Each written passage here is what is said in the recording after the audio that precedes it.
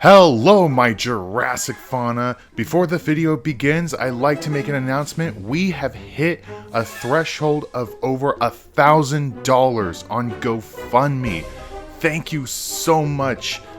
And let's keep this ball rolling. Please make sure to continue donating and supporting me. If you want to get your name shout out, make sure to not to go anonymous on GoFundMe. That way I will know that you want a shout out in my next reaction video. Make sure to share this around with your friends and encourage them to also come and support the channel if they're interested. And with that being said, enjoy the video.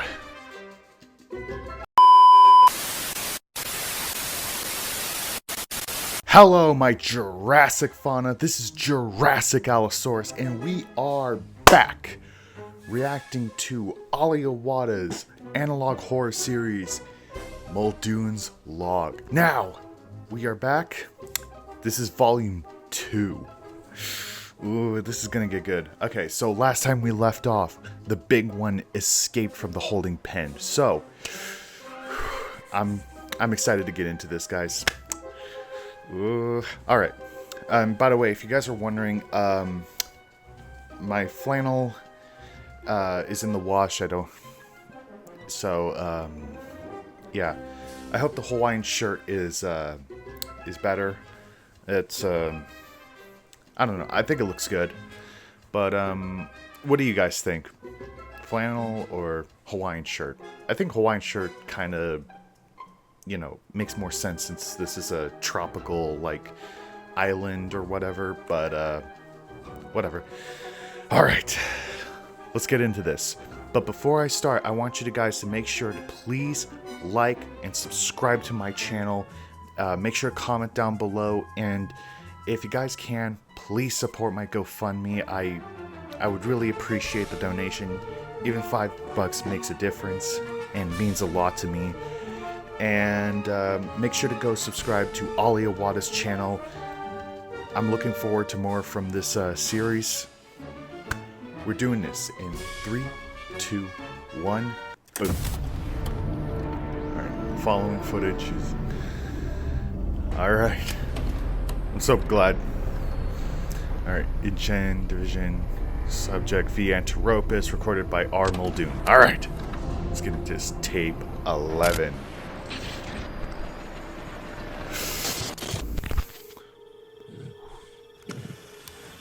Oh yeah. The workman died. Oh.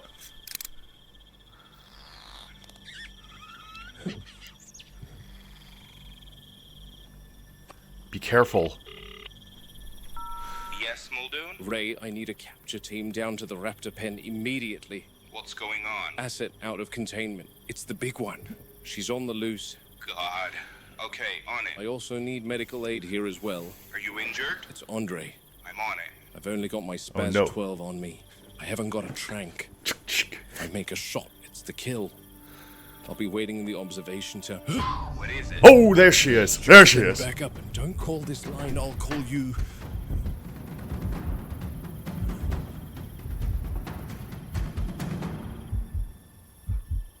Oh boy. She's gonna be on top of the shipping container. You take the shot, you face a lawsuit. You don't take the shot, she You die. Either way, you're as good as dead. Hammond will bury me, whatever I do.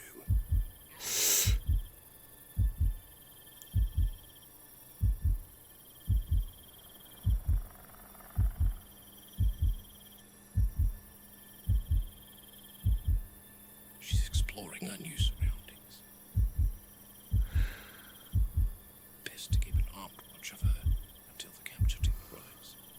Honestly, Muldoon shouldn't face a lawsuit. Okay, it's not on top. He shouldn't face a lawsuit for defending himself against this violent animal. Dead battery. Oh, Christ, they better not be convenient. far.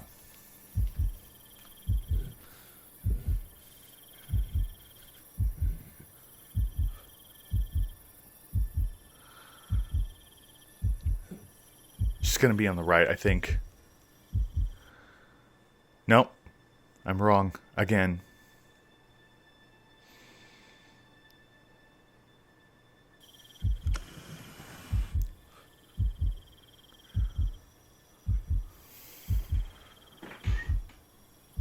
gonna be a jump scare. Oh, nope. I'm wrong again. But there she is.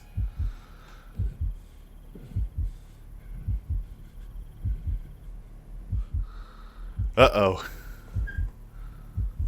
Terrifying.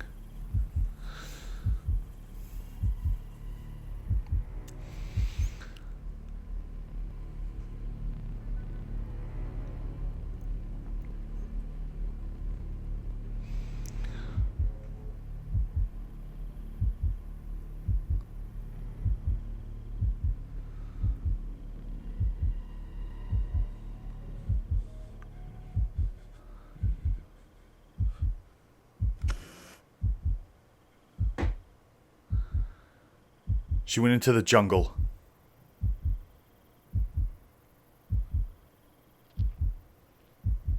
Come on, what's taking so long?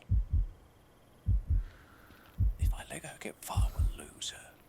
This will turn into a manhunt that could span hours. Damn it. The capture team is too busy with their card game. They need to finish that.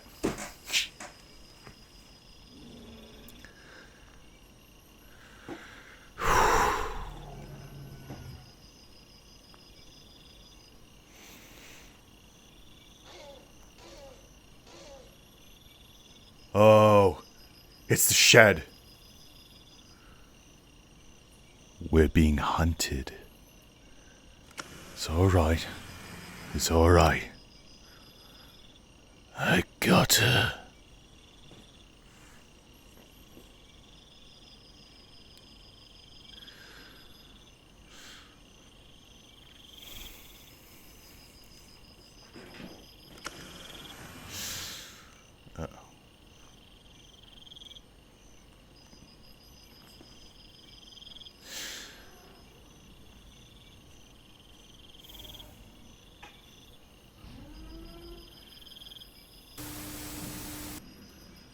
Who knows? Maybe she went... Yeah, she went through the gate, I think. Maybe if Muldoon locked it... If he's able to lock it, he might trap her inside.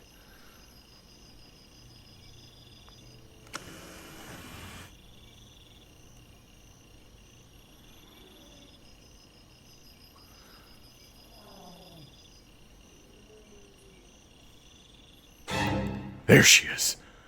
Oh, shit. I knew it. She was in the cage.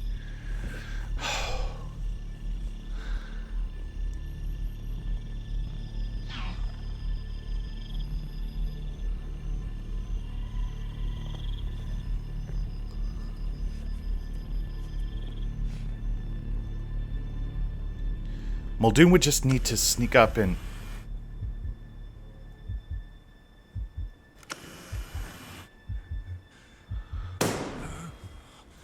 Oh, shit.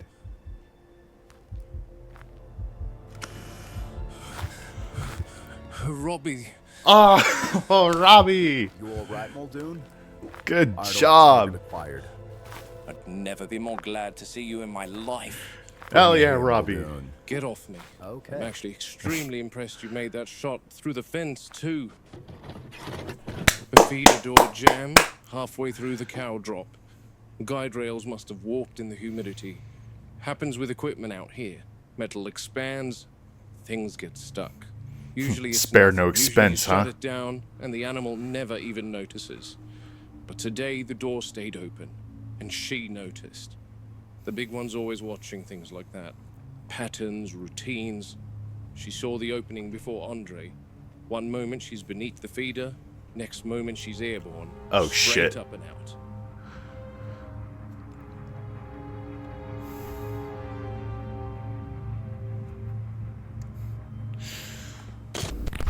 Andre suffered a concussion, but he's okay. And the big one has joined her comrades in their enclosure. Good. Fine now, Muldoon. Give it a few goes, Robbie. Hey, good When an shot, incident Robbie. Like this happens, it always prompts review of the containment protocols. Protocols say begin non-lethal containment. Always non-lethal. That's the part they write neatly into manuals. What they don't write is what it feels like standing in the jungle with a predator somewhere in the dark. and knowing you've only got live rounds in your Spaz 12. Normally you'd carry a dart rifle for something like that. Tranquilizer. Quick sedation, animal Yeah, well, down those in people seconds, clean don't and have to go out controlled. there. I didn't have one. So suddenly the decision isn't procedural anymore. It's judgment. Yeah, because Out they don't there, have to do I it. wasn't just tracking a dangerous animal. I was tracking a company asset worth more than most city blocks. Years of genetic work, millions in engineering, incubation, veterinary oversight. These animals aren't wildlife in the usual sense. They're investments, proprietary products. Which Property. means if you pull the trigger, you're not just killing an animal, you're destroying property. And InGen doesn't Yeah. take kindly to people destroying their property. Now in Africa, if a lion goes man-eater, the decision's simple. You shoot it. No committee, no lawyers. Ranger makes the call and that's the end of it. Here, you've got accountants and geneticists and executives who've never stood 10 feet from something that wants to spill and gorge on your guts. And they all believe the animal is more valuable alive than the man holding the rifle. So you start doing the arithmetic in your head. How much trouble would I be in if I pulled that trigger? Funny sort of calculation to be making while something like that is hunting in the dark. The way I see it, you're a dead man either which way, because if things went different last night and she ambushed me, I would shoot her to oblivion. Yeah. And then maybe I would have survived in the conventional sense. But InGen would end me, end my career, bury me in legal prosecutions, and make sure I spent my remaining days in a jail cell. It's a predicament that I've never wrestled with before, and I sure as hell hope I never have to again. In the end, no blood spilled, not hers, not mine. Which means, on paper, the system worked. But I'll tell you something they won't put in the report. The big one didn't escape because the steel failed. She escaped because she understood the opportunity before we did. And Yeah. that's the real problem with these animals. They aren't just dangerous. They're learning. Clever girls. Hey, Jesse. Nice callback, huh? Bet you're happy, Bessie. Oh, well. Mildred. You can't name them all Mildred, Robbie. At least mine was a little more They're original. the archetypal ceratopsian. The one every 3-year-old can name before they can spell it. 3 horns, shield frill, beaked mouth. Triceratops is the blueprint people carry in their heads when they think of dinosaurs. Second only to Tyrannosaurus in public imagination. Oh, And yeah. considerably easier to manage, provided you respect the fact that you're dealing with 6 tons of muscle wearing a battering ram on its face. Yeah. 4 residents currently in this paddock, 2 mature females and a pair of subadults. The youngest barely passed her first major growth spurt. They don't usually have those studs around their frill when they're older. Just, Their social structure is tight, protective rather than hierarchical in the aggressive sense. Lady Margaret stands at the center Hey. of that cohesion, broadest frill, calmest disposition, and the others orient to her the way compass needles find north. Lady Good morning, Margaret ladies. is, Triceratops herd dynamics are built on cohesion and mutual protection rather than rigid dominance. a reference to Jurassic The Park, the adults game from form a Telltale. defensive claw, orienting their horns outward while keeping juveniles shielded within the group's center. And movements are guided by calm, experienced females like Lady Margaret, whose steady behavior signals safety to the others. She's almost 9 years of age and has essentially reached her maximum size. Big, healthy girl. Yeah, but the She's the studs of the closest frill thing wouldn't be this herd there has at to that a age. matriarch. If she's she an adult. settles, they settle. If she spooks, you clear the area and climb something sturdy. Yeah. InGen wants 8 Triceratops in total, and another batch is currently being nurtured on Isla Sorna. They're Uh-oh. several months old at the moment, but when they hit about the 1-year mark, they'll be transferred to Nubla to join this lot. In the novel, the Triceratops would kill each other, so they had to separate them. They've heard my Jeep pull up, and I know they've been eyeing the carrots. Supplemental, not necessary, but it keeps them clustered here and I saw that engaged. compy. Today I need them occupied. More precisely, I need Lady Margaret occupied. Her protective instincts are exemplary. If she thinks the youngster needs defending, she'll put herself between us without hesitation.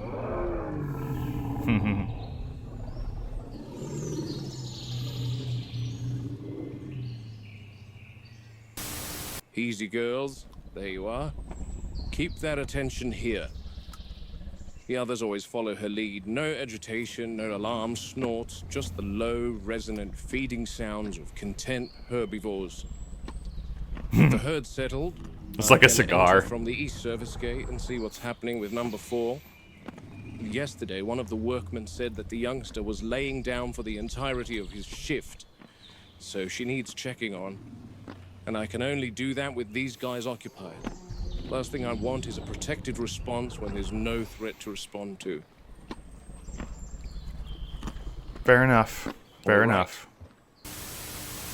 I can vouch for the workman's observations as I've been watching her separate herself over the past 48 hours. Not exclusion, more a quiet withdrawal.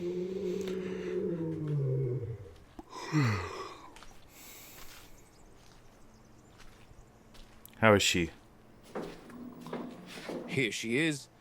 This is the youngest of our Triceratops. She's just over 3 years of age. Normally, she's got a spring in her step, but lately she lags at feeding time, beds down apart, rejoins briefly, then drifts away. Aw. Animals isolate for a handful of reasons.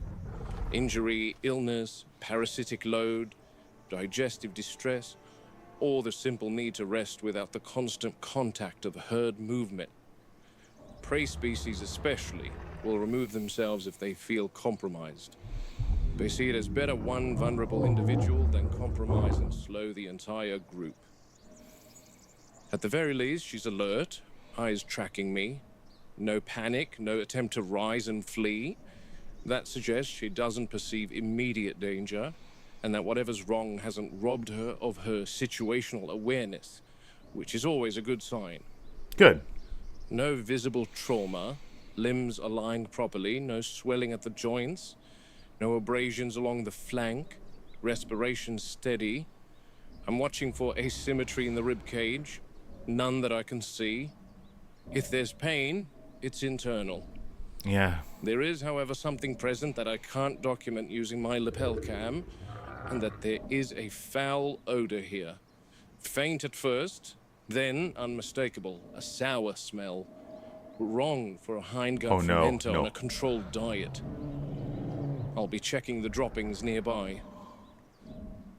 Oh no. I think I know what this is.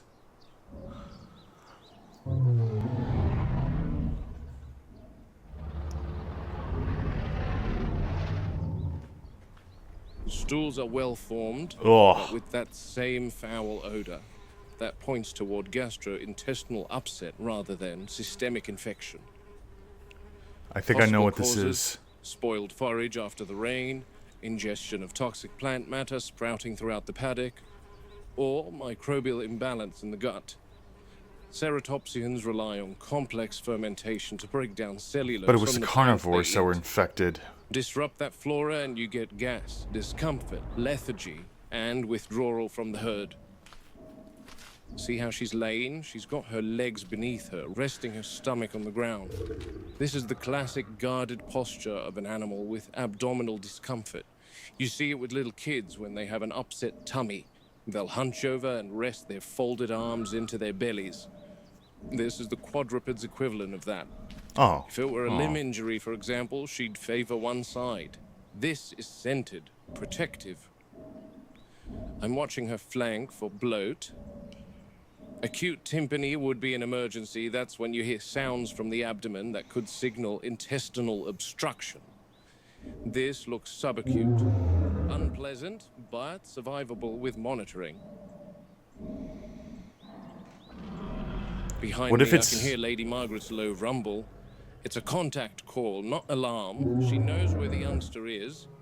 She's not rejecting her, she's giving her space while maintaining auditory reassurance. That's the distinction people miss. Herd defense isn't always a wall of horns. Sometimes it's trust that the vulnerable member will return when she's ready. Yeah. Lady Margaret isn't driving her away. She's holding the perimeter steady, so the youngster can recover. This isn't without DX, pressure. is it? If her I have a complaints feeling turn this out is to be dietary DX. contamination or microbial imbalance, we can correct it. If it's intoxication, we need to identify the source before the rest of the herd is exposed. As long as Lady Margaret keeps the herd calm and the youngster remains responsive, we let nature do what it does best. Heal quietly, on its own terms. I'll recommend a review of the forage in Triceratops territory, and what that'll mean is checking on the Euoplocephalus and the Styracosaurs, because all three species share that Styracosaurs. exhibit in the park. It also means collecting a stool sample for Harding to analyze.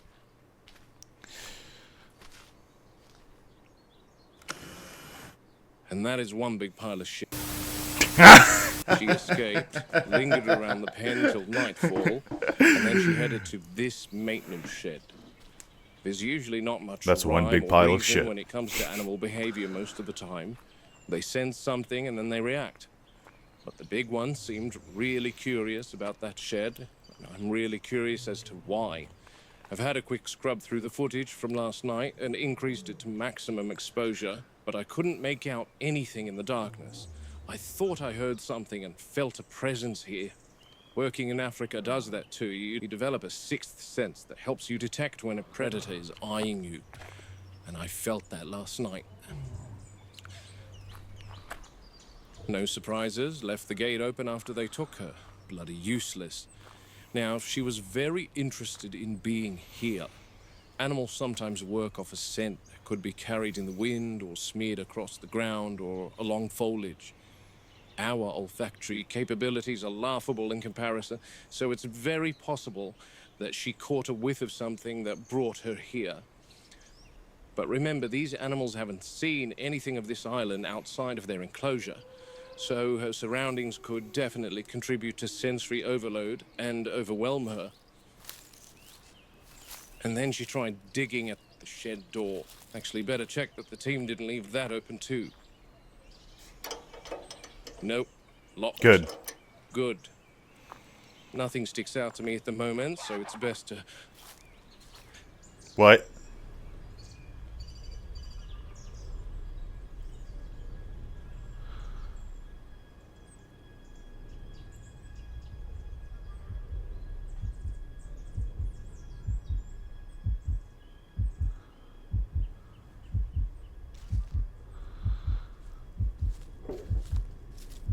Is that coming from... Oh no.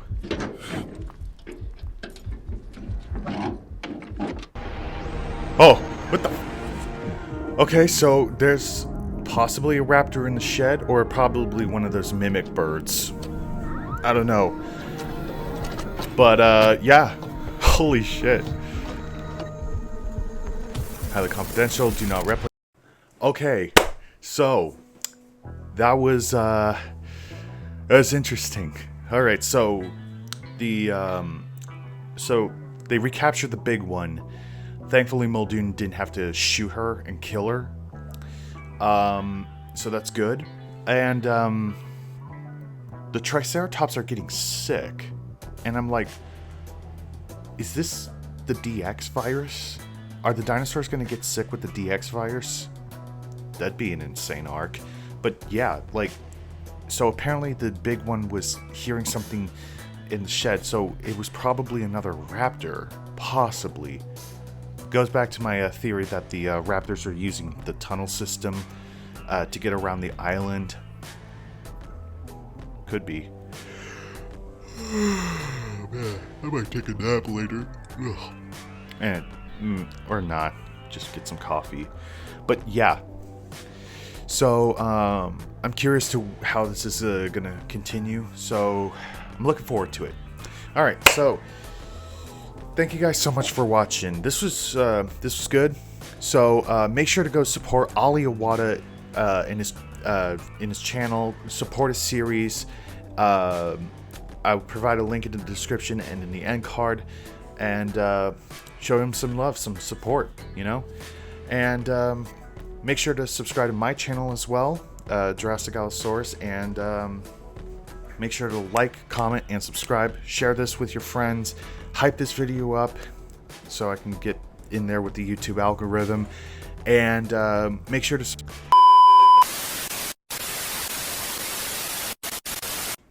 Hello, my Jurassic fauna. This is Jurassic Allosaurus, and today we are back reacting to Awada's Jurassic Park found footage analog horror series Muldoons log. We are on part 12, so, or episode 2 of volume 2, or you know.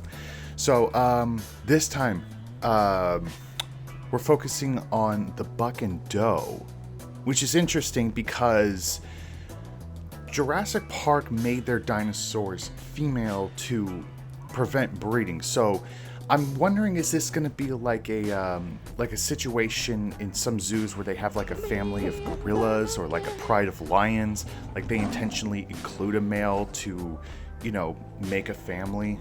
Sorry, hold on. But you know, that's because InGen would intentionally do this. So InGen is intentionally doing this, so they're trying to get them to make a Tyrannosaur family in the park. I don't know, but yeah. And last time, the big one escaped. She was recaptured, thankfully, and the Triceratops are sick, or the youngest one is sick, and they're going to study like what's in the feces and trying to figure out like what's making their stomach problems, and that's giving me some big old red flags because if you guys don't remember, in the novel The Lost World, which is a sequel to Jurassic Park, the book, the dinosaurs were slowly dying off from a disease known as DX. So, ooh boy. Anyway, but yeah, make sure to support the original creator, Awada. His channel will be linked both in the end card and in the description down below. Make sure to subscribe to my channel. Make sure to like, comment, share. And if you want to support the channel in a more personal way, you can go down to the description or the end cards and support my GoFundMe. I would really appreciate the support, guys. I really would. Anyways, let's get into this. In 3, 2, 1, go! Alright, following footage, Isla Nublar, October 1991. Alright. Observation log, subject V. Anteropus, recorded by Robert Muldoon. Tape 12. Alright. Yes, Muldoon? Can you account for all maintenance personnel at the present moment? Maintenance. Oh boy. Hold on. I'm pulling up the roster now. This concerns maintenance shed Delta 7. Oh yeah, Small last bunker out time in the they jungle were, by the drainage run. Muldoon heard the sound of a raptor in there, but I'm Why? pretty sure this is going to be Ray, a I fake checked out. the shed a minute ago. Doors locked. And now I'm hearing something inside. Inside the shed. Pounding. On the door. Hold on, Muldoon. I pulled up crew locations. Alright. Maintenance teams are accounted for. 2 in the vehicle depot, 1 in the north fence line sector. Electrical crew is over at the geothermal plant. Anyone scheduled for Delta 7? Geothermal plant. No, nobody's assigned there today. Anyone missing from their stations? Not that I'm seeing. Ray, something is definitely inside this shed. You sure it's not equipment, pump cycling, or something? No pump makes a noise like someone hitting a steel door. The door is still locked from the outside, right? Locked. I checked it myself not 30 seconds ago. You want me to send someone out there? Negative, not yet.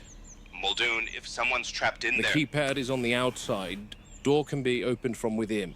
Okay, And you're certain no one's scheduled to be here? positive. Muldoon, could it be an animal got in somehow? You know there's a fair few monkeys here. Oh, I know. What do you want to do? First thing I want to know is if your system can tell me when that door was last opened. Checking. Give me a second. Okay, the last logged access to Delta 7 was yesterday morning. Routine inspection. By who? Maintenance Tech Alvarez. And he came back out? Yes, at 10:34 a.m. And since then? No entries. The door hasn't been opened since. Ray, whatever is hitting that door wasn't in there yesterday then. I can't say. There are no surveillance cams on Delta 7. What do you want me to do? Why? Why, Ollie Awada? Get my heart Muldoon? rate going. Update me, Muldoon. Where is Alvarez now? He should be at one of the vehicle depots according to the roster. Why? Check on him right now. Yeah. Okay, one moment. Tell me, Ray. Yep. Why does this sound like a Maintenance Tech dog? Alvarez is at the vehicle depot. You're positive? Yes, he was telling me about his team spotting a discolored compy. He said it wasn't green, it was brown. Ray, send me Robbie. Tell him to bring a trank and a torch. I'll call you later. Oh, crap. Oh, shit.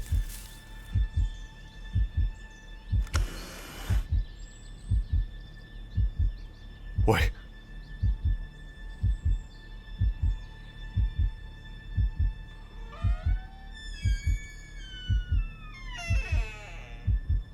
What is this? I swear to God, I thought that was a face. Look at... made my skin crawl.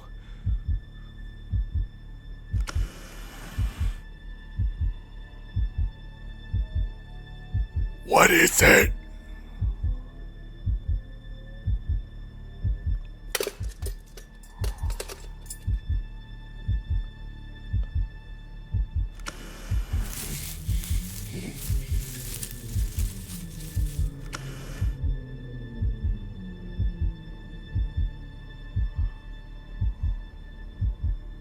What is it?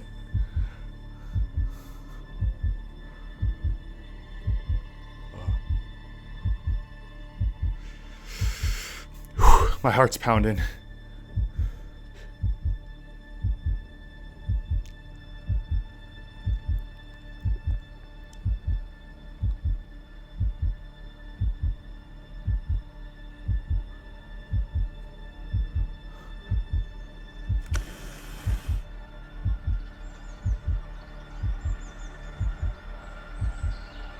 I think Robbie's gonna come up behind and give us a scare. Afternoon, Muldoon. Jerry, in your travels around the island, what would you say is the largest non-dinosaur we have around here? Oh, probably a howler monkey. Have you seen one of them around? I wanted to kill one earlier this month. Why? What's the largest howler you've seen? They can get pretty big, up to 4 feet tall. Pretty strong, too. All right. Thanks, Jerry. Sure.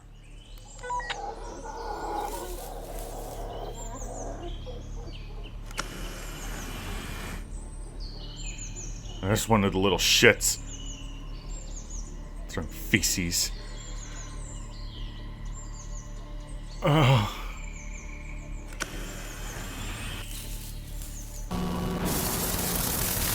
Who do you think this belongs to, Robbie?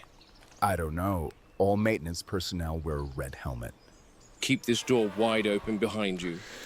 Haven't been in here we're for going a while inside. now. Where's the light switch? Here. Oh, looks like it's dead. Oh, There's another one convenient. at the bottom of Convenient. the stairs. Keep the torch right over my shoulder and tail me. Got it. What do you think, Muldoon? I'm hoping it's a howler that's gotten in, found a safety helmet, and is now... Shit, Muldoon, are you okay? Yeah, I'm okay, Robbie. How's it feel? I think I've sprained it. Can you put weight on it?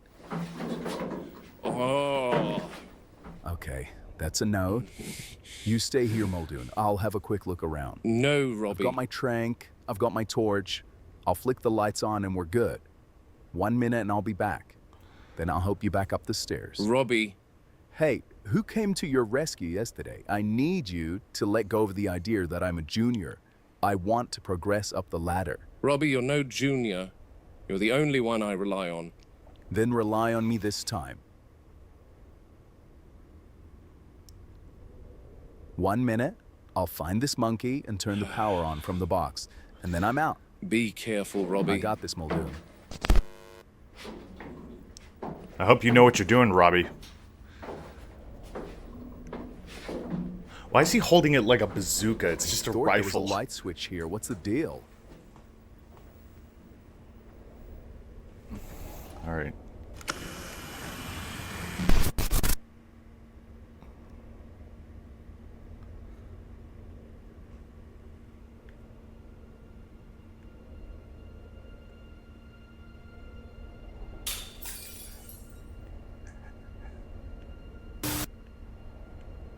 Robbie, you good? Buddy? Oh, crap.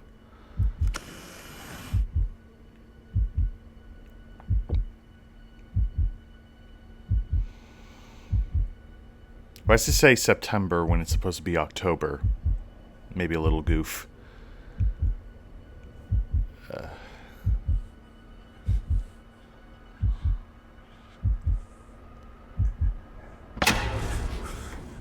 Oh, God damn it.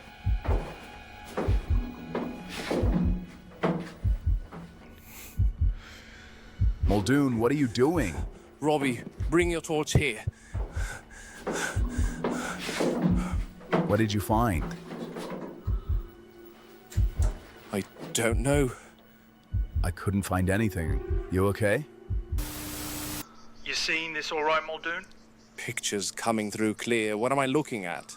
Just give me a second. I haven't been to Site B in so long. I want to show you our progress here. Progress? This should be interesting. And then Okay, so it was a false alarm. Oh, get to I've lost you. the Tony? car just behind here.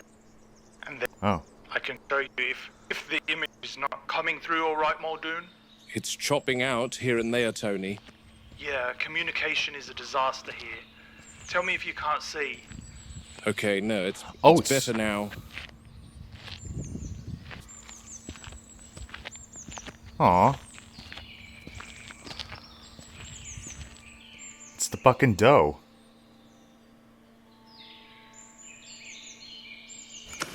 Oh, wow, they've grown considerably since I last saw them. 10 months old, hatched within 3 days of each other, practically raised together from the moment they could stand. Tyrannosaurs, male on the right, female on the left. Aw. Aw, that's Look at the really way sweet. She's leaning into him there. See that? I do. They do that all the time. Aw. Nuzzling, leaning, sleeping side by side. It's not something we expected at all.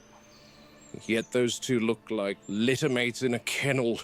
Exactly my thinking. We've been watching them for months, and they're virtually inseparable. If one moves, the other follows. If one beds down, the other curls up right beside it. That could complicate things later on, Tony. It might, but right now, it's fascinating. Social bonding in tyrannosaurs wasn't something the models predicted. The Aw. geneticists were expecting more territorial behavior, even at this age. And instead you've got them cuddling. That's one word for it. I'd call it affiliative behavior, early stage pair bonding. Could be developmental comfort, or maybe tyrannosaurs were more socially tolerant than we thought. How big are they now? About 2 I can meters believe that. nose to tail. Still awkward, all legs and curiosity, but they're growing fast. Another year and there'll be something else entirely. The female, see the heavier skull ridge starting to form? I see it. She's developing beautifully. Strong bone structure, stable temperament, excellent feeding response. If she keeps progressing the way she is for another year or so, I think she'd be a prime candidate for transfer over to the park. To the park. Exactly. 2-year-old tyrannosaur, young enough to adapt to a new enclosure, old enough to handle transport stress. Tony, you're aware the adult we've got hasn't even taken kindly to the juvenile we already house. I've read the reports. Dominance displays, intimidation, some chasing. More than chasing, she's made it quite clear she doesn't want the youngster in her territory. That's expected though, Yeah. isn't it? Tyrannosaurs are apex predators, territorial by design. I hope that raises the question they're why from two anyone would different want to add another. specimens of Well, down here, Tyrannosaurus. we're not just Otherwise, observing animals, we're refining them, that's- testing that- combinations. trying things the park can't risk doing in front of guests, such as permitting embryos to develop into males. That's a male tyrannosaur right there. We have 2 others, engineered deliberately. Here, it's all sandwich, no sausage. On Nublar, yes. Out here we have a little more freedom. The Oh, whole point of this island is engineering and experimentation. And what exactly are you experimenting toward? Reproduction. Natural Ooh. breeding. Precisely. Okay. If we can get stable breeding populations, the economics change overnight. No more expensive cloning cycles every time we want a new animal. You just breed them like livestock. In a sense, yes. One successful pair could produce multiple offspring over time. That's a massive reduction in costs compared to building every animal in the lab. Provided they don't eat one another first. That's why we're studying their development now. Behavior, compatibility, hierarchy formation, everything. And the female you're showing me? She's calm, observant, adaptable, exactly the sort of temperament the park prefers. You make it sound Good. like you're selecting racehorses. It's not that far off, honestly. You've got to admit, though. Look at them. so I Doe's am. better 2 than Rexy. tyrannosaurs Sociable. behaving like house cats. If someone had told me that 5 years ago, I'd have laughed them off the island. Tell me, who decides which animals make the cut for Nublar? It's a committee. Genetics, veterinary, behavioral paleo, myself or Sarah. Hammond or Wu have the final say, though. And the criteria? Stability first. Animals that handle confinement without excessive stress. Predictable feeding behavior. Limited aggression toward barriers or vehicles. Visual appeal helps too. Remember, Muldoon, these animals are going to be seen by tourists eventually. Why do you ask? Who approved the big one to come to the park? Probably Wu. Of course. And beneath the lodge will be a series of glass viewing areas that look out onto this tributary of the Jungle River that Oh. runs through the aviary. When reptiles rule There the isn't much sea. in here at the moment, just some fish. But the idea is to stock this tank with marine reptiles and whatnot that guests Oh. can view on foot. This tank is netted off from the rest of the river so the animals don't swim out. And the Jungle River cruise ride won't pass through this area, but through the water current deeper within the aviary. Oh, so we finally have the aviary.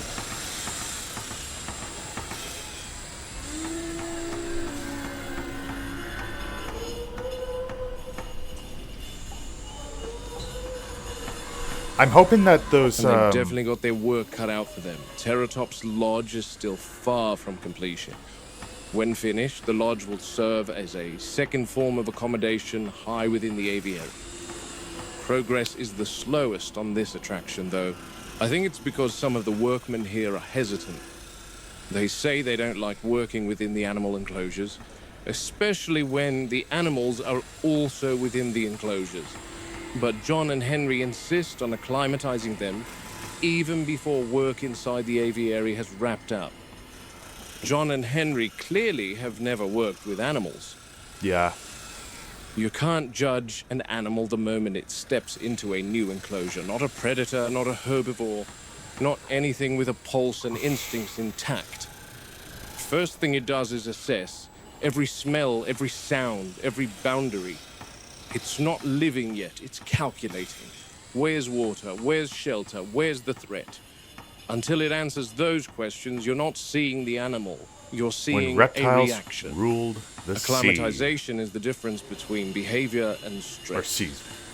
People are quick to label an animal aggressive, or docile, or unstable, when in truth, it's just displaced. You take something out of its known environment and drop it into a new one. It will test that environment. It'll pace, it'll probe fences, it'll refuse food or gorge on it. None of that tells you what the animal is. It only tells you it doesn't trust where it is yet. You give it time, though, things start to settle. Movement becomes deliberate instead of frantic. Feeding becomes routine. It begins to map its territory, establish comfort zones, preferred paths. That's when you start learning something useful. That's when patterns emerge. And patterns are what keep people alive. Out here, That process matters more than anywhere I've worked. These animals aren't just wild. They're engineered, placed into environments that are approximations at best. If you rush the judgment, if you decide too early that something fits or doesn't, you're making that call on incomplete information. And with animals like the ones here, incomplete information gets people hurt, or worse. So you watch, you wait, you let the animal tell you what it is on its own terms. Only then do you decide whether it belongs or whether it never should have been brought here in the first place. And on that sober note, that ends my log of... Oh, Christ, I forgot these guys were in here too. The Nautilus. I think there's a handful of them in this tank. Majestic creatures, and really give off a prehistoric feel that boosts the aesthetic of what Jurassic Park is striving to achieve. What? What happened? Oh, shh. Oh, Christ. Oh, yes. Okay. Oh, man. Okay. Ooh. Okay, so that just happened. Okay, so we have the aviary. Okay, so if you guys didn't know, the aviary is actually a scene that I plan to do in the future for my channel. Here's an image of the aviary scene that I plan to do. Yeah. So that's interesting. So these are the Pterodactylus. The Pterodactylus are introduced in this log. We finally get to see the aviary firsthand, and they're knocking into the workmen and causing all sorts of problems. But yeah, I guess I forgot to mention about the potential raptor in a shed. I think it was just like one of those mimicking birds, like from Jurassic Park the game, like from Telltale. Like there were these birds that could mimic the dinosaurs' voices or whatever. But also, we got introduced to the buck and doe tyrannosaur as juveniles. Like they've been together since they were basically kids. That's adorable. That's really sweet. I just really hope that they use two separate tyrannosaur amber specimens for those two, because that raises a lot of red flags. You guys know what I mean. Yeah. But yeah, hopefully it ain't no Sweet Home Alabama, because I referred to the juvenile and the adult on Nublar as sisters, you know. So I'm just hoping that the Tyrannosaur Cup, the buck and doe on Sorna are from two different like genomes, like, because that's a big red flag. But anyway, so yes, I hope you guys enjoyed this video. I certainly did. It was really sweet to see the buck and doe, and I guess I was actually right about them intentionally making a male tyrannosaur so that they can have like a family of dinosaurs on like for the park, which is also kind of similar to an idea I had back in like 2019 for a project I was doing. It's a long story, but this is reminding me of a project I was trying to do before. Not one-to-one, but yeah, it's a long story though. So like a family of gorillas or a pride of lions, you know what I mean? So yeah. And it was pretty sweet. Yeah, ship it. Not kidding.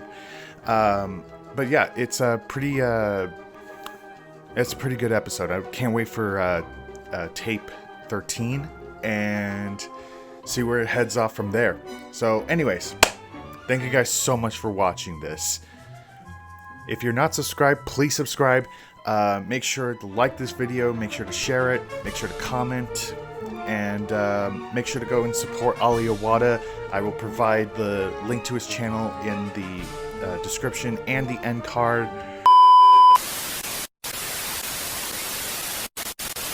Muldoon, is Robbie with you? What? No. What? Then who's that behind you? What? Hello, my Jurassic fauna. This is Jurassic Allosaurus, and we are back reacting to Ali Awada's Muldoon Log, a Jurassic Park found footage analog horror series, part 13. So, we are doing the aviary. So, I'm looking forward to this. If you guys didn't know, one of the planned illustrations that I want to do in the future is the aviary scene from Michael Crichton's Jurassic Park. So, yeah. As well, Happy Easter, everyone. Yeah. I hope you guys enjoyed the short. It's Easter by the time I am recording this. This is probably going to get uploaded tomorrow, but other than that, let's get into this. Okay, but first, make sure to like, comment, share, and subscribe to my channel. Make sure to hit the bell notification so you stay notified for any video I upload. Make sure to go subscribe to Ali Awada. The link will also be provided in the end cards and in the description below. And without further ado, let's begin. Alright, in 3, 2, 1, go! Alright, I'm looking forward to this. Alright, October 1991. Alright, for training purposes only. InGen Training Division, V. Anteropus, Robert Muldoon. Alright. Tape 13.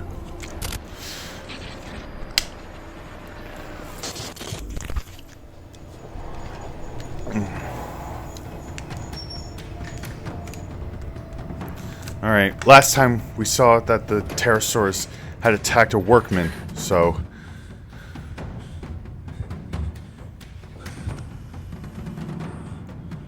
Oh, Christ. Whoa!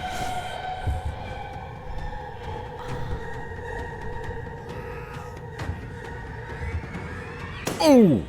Good shot, Muldoon. Damn it. Missed. Damn. Okay, never mind.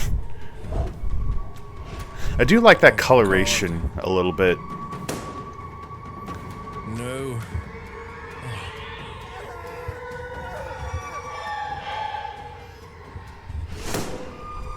Whoa.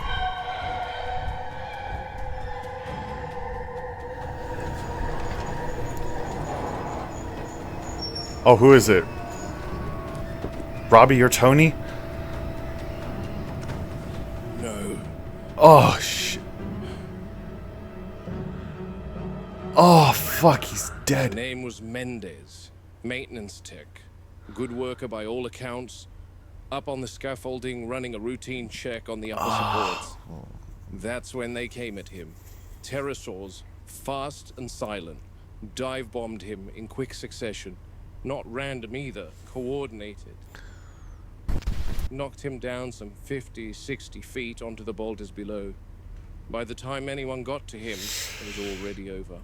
That's the danger with aerial predators. No warning, no perimeter, no safe ground. Damn it. I thought the crane operator was Robbie or Tony, like last time. Terrible tragedy. And I was stuck between a rock and a hard place myself. They are incredibly agile in the air. And on top of that, tranking the pterosaurs would have killed them. The sedative would work very fast and they would plummet, crashing into the ground. Ed Regis assured me that everyone responded appropriately and promptly, and Mendez's death was an unfortunate disaster. I was under the impression that he was harnessed to the scaffold, considering how high up he was working, but talking to some of the other workmen at the aviary, they say that there are 12 harnesses available, and there's usually 18 workmen per shift. So again, spared no expense, I see, John. Damn it, John Hammond. Anyway, rest his soul.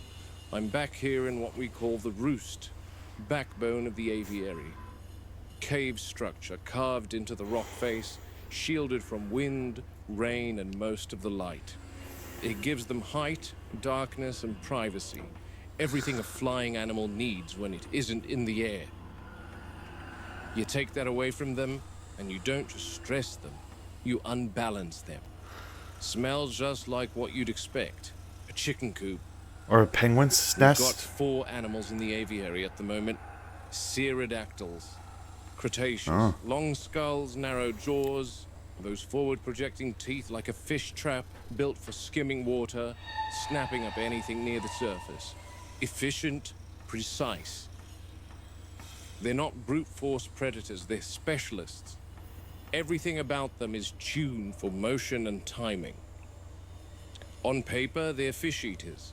In practice, they're something else entirely. They roost together, but not peacefully. There's a constant tension in here.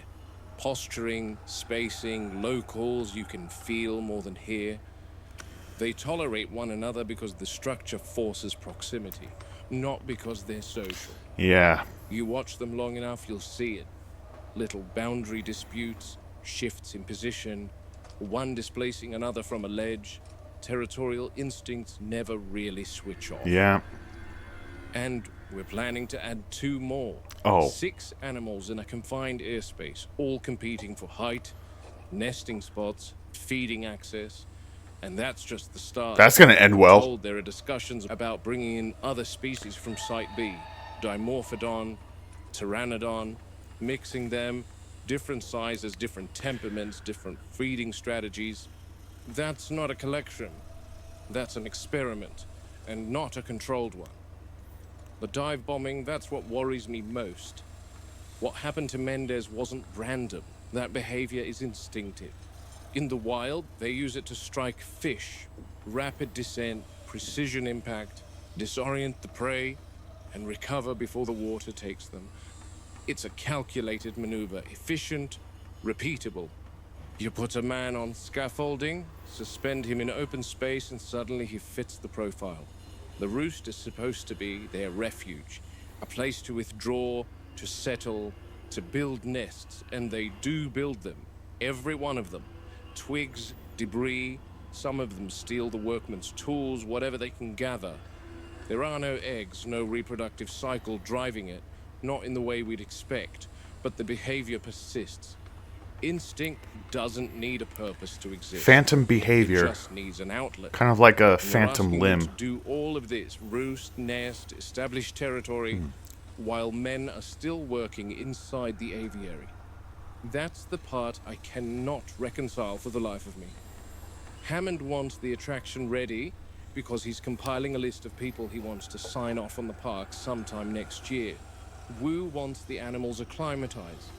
So they bring them in early, let them settle while construction continues. That's not On good. paper, apparently, it saves time. In reality, it creates conflict and accumulates in death. You can't Mendez. confine them to the roost while the work's ongoing. Not these animals. They're too large, too active. They need airspace. So they're out there flying circles, watching everything that moves, learning the routines of the men below them. And someone somewhere decided that because they eat fish, they wouldn't pose a threat.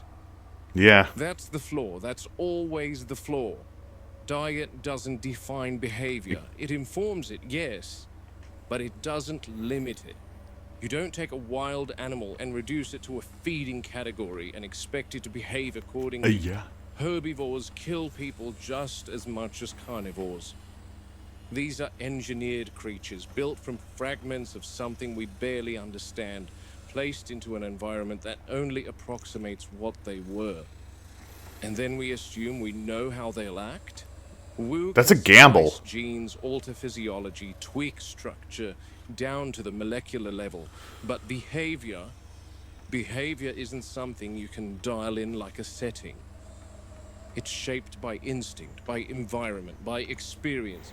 Nature and nurture working together whether you like it or not. You get one wrong, the other compensates. I've seen it before. Back in Kenya, we came across a hyena den after a drought season. Most of the pack had moved on or died off. What was left was one pup, barely alive. We brought it back, nursed it, raised it alongside the dogs at the reserve. And it grew up just like them. Followed commands, sought human contact, slept by the fire. You'd swear it was just another domestic animal if you didn't know better. But every now and then, something would surface. A look, a reaction to a sound, a moment where instinct pushed through everything we'd given it. That's the thing about animals. You can shape them, you can guide them, but you can never fully erase what they are. True. And out here, That is we're true. not just dealing with what they are. Even We're with dealing humans. what we've made them into without fully understanding the difference. And that's the other danger with cloning. You're not recreating something known. You're guessing at a living system and hoping it behaves the way you expect. Every time we guess wrong out here, it's not a theory that fails. It's a person who pays for it.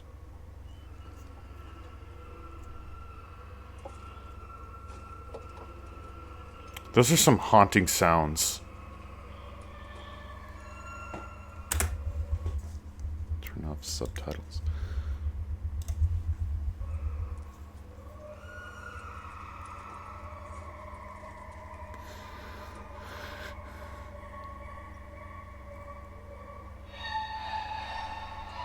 Interesting sound effects. Just give me a minute, Robbie. I want to document their release. Uh-oh. Problem, Muldoon. Just say when. Thanks. Are these marine reptiles? I'm currently within the marine reptile. Yes, they are. Under the aviary. This tank on the right is part of that exhibit. And this one on the left is not. This tank is still empty, and its occupants are due for transfer from Site B soon. The animals coming will need an aquatic section to their enclosure, so that's where they'll be going, even though they aren't marine reptiles. Visibility's good, glass is clean, no particulate in the water. Light penetration's decent, though it drops off quickly toward the far end. Robbie should be directly above me now with the transport container.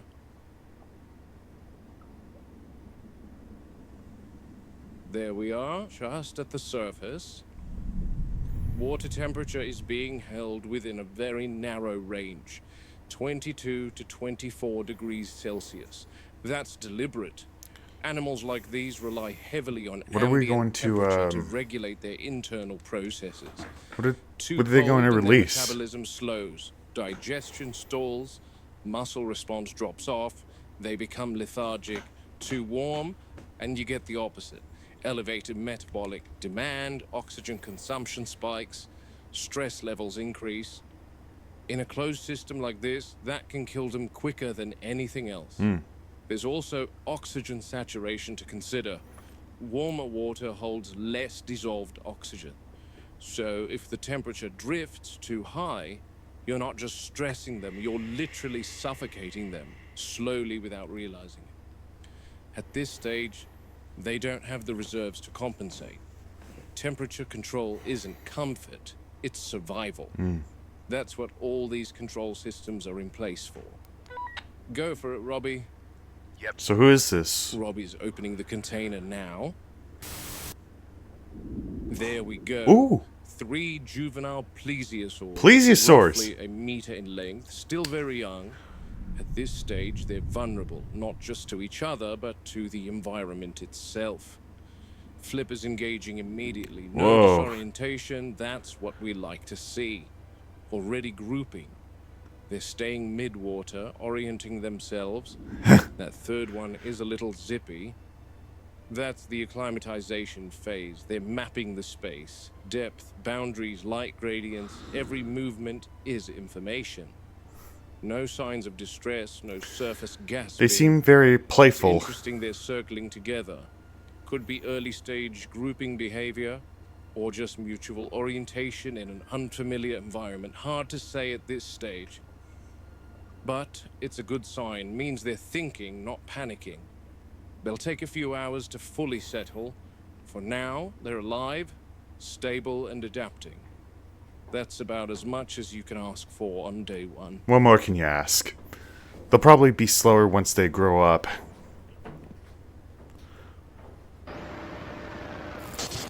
Look, it's gone offline. That's the aviary grid gone. Whole sector just dropped off. You're joking. Nope. Power loss along the jungle river line. Looks like a localized failure, though. How localized? Just the aviary and a branch into Sauropod Swamp. Everything else is still holding. The RAP defenses aren't out, are they? No, Uh-oh. probably a lightning strike, downed relay, something along the river run. And the aviary fence? No current. It's dead until I reroute auxiliary power. How long will that take? A couple minutes, assuming the backup holds. That's a couple minutes too long. I'm already cycling it through, Muldoon. Keep it moving. I want that grid live again before anything decides to test it. I'm heading over to the aviary before it starts raining. Which sent the power out across the aviary. Grid's gone quiet, and that's not something I like hearing from a place like this. Oh, crap. These enclosures are designed with Oh! redundancy, Hey, girls. Take the current out of it. You have even for a very few pretty minutes, eyes. suddenly You you're relying are, on steel and hope. Storm must have hit something upstream. Lightning strike. most you likely. have You very can smell pretty it in the eyes. air. What beautiful, Burnt pearly insulation white teeth somewhere. you have. Whatever it was, it's taken the fence with it. Must be all That the changes vitamins in those fish. Animals like these, they don't need long. A lapse like this, even a short one, it's enough for them to test boundaries, see what's changed, see what's no longer stopping them. And I'm fearful about those teeth chewing on the wires while the power's dead. That's why I've got this. Shock prod, 3,000 volts, enough to keep the birds away while Ray works on restoring the power. Muldoon, you reached the aviary? I'm at the roost now, no hum from the fence, no charge, just dead metal. That's not good. Okay, Okay. working on it. See them roosting? I don't want They seem to use be, my torch if I don't have to, because I don't want to startle them. They are crepuscular animals. They seem to meaning be they getting are along very technically well at the nocturnal, moment. But they are active during periods of low light, dawn or dusk, which coincides with their chosen prey settling as the light fades. So they aren't exactly sleeping yet, more just huddled together during a storm and alert. Crepuscular, but opportunistic. The roost should be a place of rest, shelter, but right now, it looks more like a gallery of gargoyles. Oh, yeah. Ray? Muldoon, we're seeing outages across multiple sectors. Just need a little bit more time. I'm routing auxiliary power now, but it's not instant. Gonna take a few minutes to bring the aviary sector back online. How long? Couple minutes, maybe 3. Systems have to cycle. Stand by, Muldoon. Speed it up, Ray. I'm not keen on standing next to an unpowered aviary in a storm. Understood. Power's rerouting now. You should see partial restoration any moment now. Full charge shortly after. Oh, we lost something. Shit. Oh. Christ. Back up. Go on, get back. Back. Okay, something's back online. There's still a few. Still a few what? Needs manual restart. I can't get that done from Oh, control. wow. Looks fine to me, Ray. I can see the fence lights are on. That's indicating system ready. There's an electrical substation near the aviary. I can talk you through it. You're going to have to. This is not my area of expertise. Well, you can always rely on your friend who's Where's also the an expert, so... Turn left. You'll see a path. Follow the path. Oh, boy. Here we go. I can see the Oh, substation. and I hear Rexy. Takes a few pumps, then restart the line to the aviary Oh, boy. grid. Yep. Okay. So we're restarting the aviary grid. Hey, is this fuse box supposed to be open? I can smell burnt meat. Oh, no. You Oh, little God. shit. You seeing this, Ray? Is that a compy? Yep. And she's cooked. Oh, man. Think we know what caused the power outage here. Bloody hell. Oh. Touch it, Muldoon. You don't say. Just another thing to add to your glitch list, Ray. You little green shit. This isn't going to be some underground labyrinth like the maintenance shed again, is it, Ray? No, it's just a room at the bottom of the stairs. Okay. Going down. One step at a time. Just make sure you don't have another accident like last time.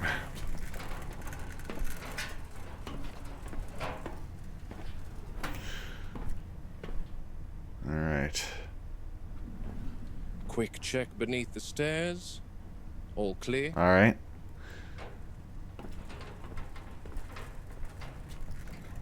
Christ, Ray, there's a really bad smell down here. Oh, Yeah, crap. I've tried that already. What now? It's a gray box with 2 columns of 3 dials in it. Christ, give me a second.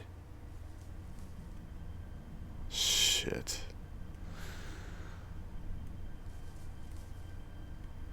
I think I've found the one. Okay, those are the primer dials. Start with the top one and then... Oh, I've got one of the surveillance cams back online. I can see you. I didn't even realize there was a cam down there. Oh. Marvelous. Now tell me what I'm supposed to be doing, because that smell is bloody overpowering. Yep. Turn the top dial to the bottom position first. That isolates the main feed. We don't want a surge when auxiliary power kicks in. Done. What next? Okay. There should be a secondary switch panel just below. Again, 3 toggles in a row. I see them. Flip the middle one first. That engages the backup relay. Alright. Middle switch is up. Good. You should hear a hum start to build. I hear flies buzzing. Now wait 2 seconds, then bring the left switch up. That'll route power to the aviary sector. Left switch is up. Alright, we're halfway there. Voltage is climbing on my end. Good. Final step. Turn the bottom dial slowly clockwise until you hear it lock. There. Okay. That's it. Auxiliary grid is live. I'll take your word for it. You should see the fence outside begin to... What? Muldoon, is Robbie with you? What? No. What? Then who's that behind you? What?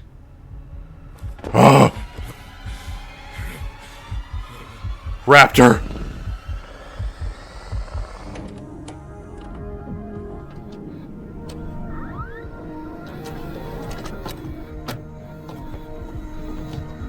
So that was what the smell was. Oh, alright. Okay. So, yeah. Raptor in the shed of the, aviary sector. Oh. Oh boy. I wonder how the next video is gonna be. Anyways. That was great. That was pretty great. Anyways, yeah.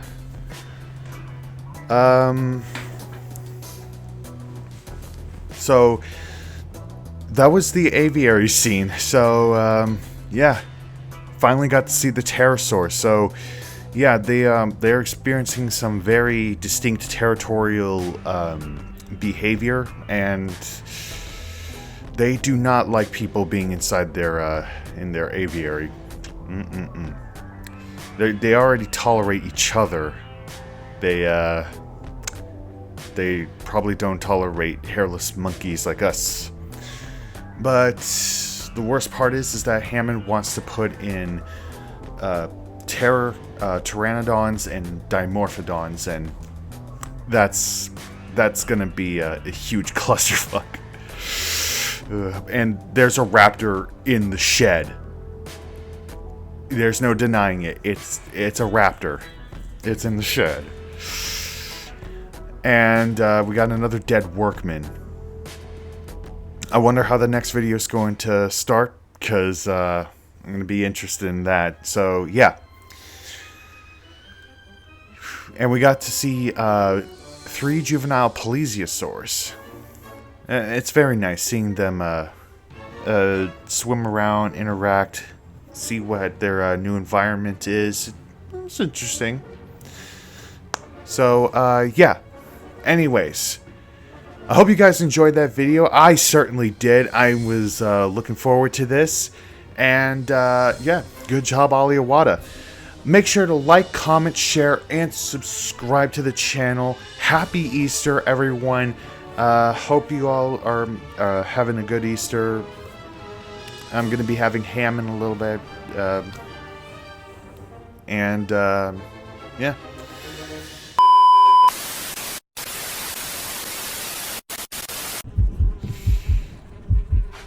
Is it Storm? Or the other raptor? I remember one of my...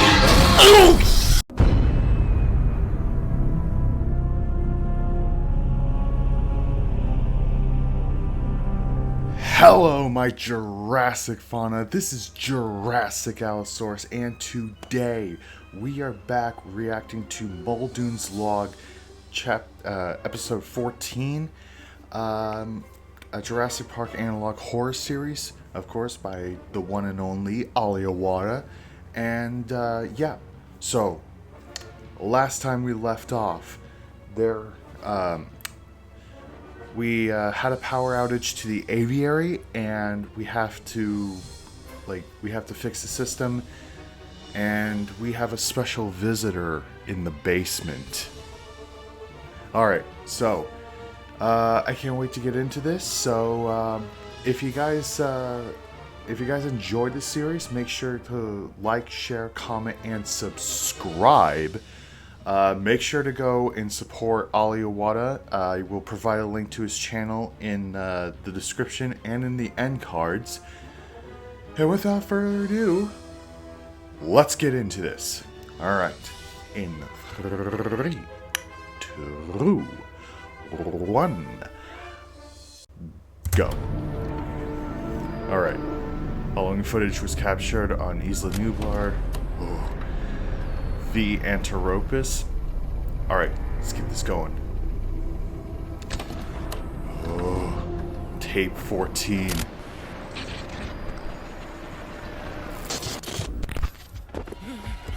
Oh.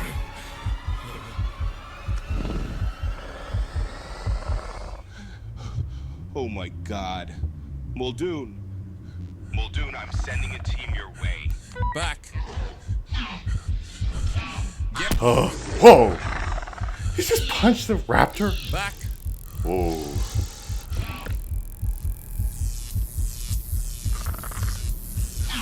Back. Cattle prod.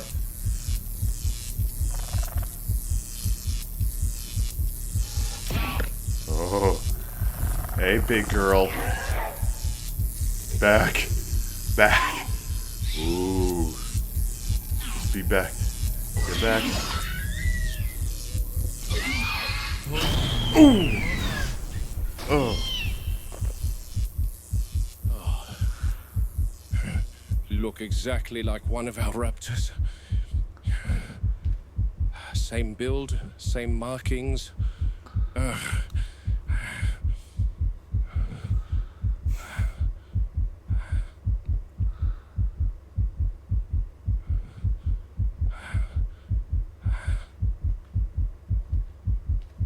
Oof.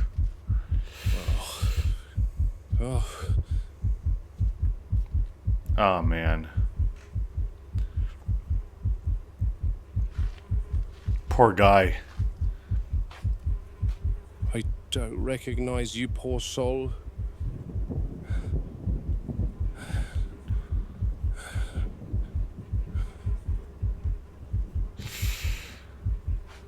Is it Storm? Or the other raptor? I remember one of my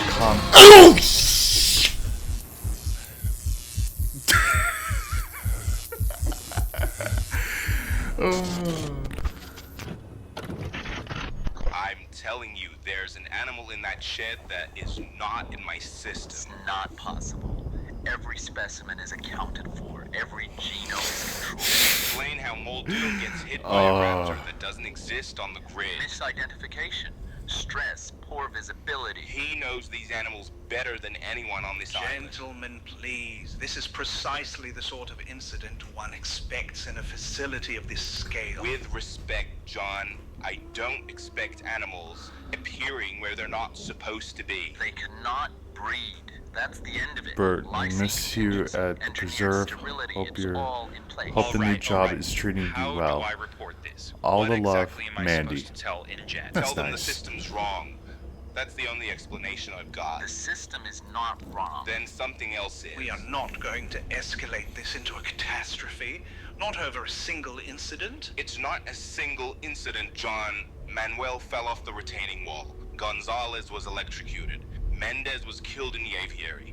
Andre thankfully didn't lose his life when the big raptor escaped the pen. Now, there's been a workman dead in that shed for God knows how long, that no one in this room even knows. If Muldoon wasn't armed, he'd be on that list too. Do you know what this means? True. What exactly? It means we don't have control, Ed. We have absolute Ray, we control. have more immediate problems to take care of, like the... Bloody idiots. Yeah. Did it get you? No. Thankfully, I had my shock prod on me, otherwise... Otherwise, it would have ended you. Exactly. Oh, we're back in Double, the aviary. thankfully, didn't know what the shock prod was, and became curious enough for me to attack it. You know what they say about curiosity? They Yep, killed the cat. curiosity killed the compy. That's right. Good thing you stood your ground with that raptor. Sometimes I think they behave like a pack of wolves. Had you attempted to run, it triggers their pursuit instinct. That's what I was thinking the whole time. Pretend to be threatening to it, and hopefully it backs down. I don't think it had much contact with humans, or that it didn't know how to battle outside of a pack setting. And you don't know where it came from? No, our 3 raptors are accounted for as of right now, and trying to bring this up with control is useless because John and Henry are adamant that they have complete control. This time, at the very least, it was on surveillance cam for all of them to see. Yeah, look. They may say things to you in order to maintain work ethic and a sense of order, but John's going to make his vision for the park come to fruition, even if it kills him. I'm just glad you weren't injured. Yeah. I can fly back over to Nublar soon if you want to have a talk. No, Tony. Actually, I need you on Sauna for just a little longer if you don't mind. Can you do me a favor? Of course, what do you need? I need you and I to have a video call again, only this time I need you to show me Sauna's raptor population. I want to know exactly what they look like. Yeah, easy done. Oh boy. Perfect. Okay, I'll call you later on to organize that. Right now we're on Storm Aftermath Protocol, so there's a lot I have to attend to. So was it the Raptor Storm or the other Raptor, which Visibility's one of my fans poor. called Storm stirred up I the think it was entire Java. water column. Filtration's lagging. Uh-oh. What are we having?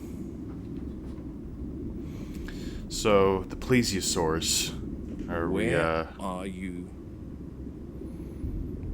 No. what happened? No, no, no. No!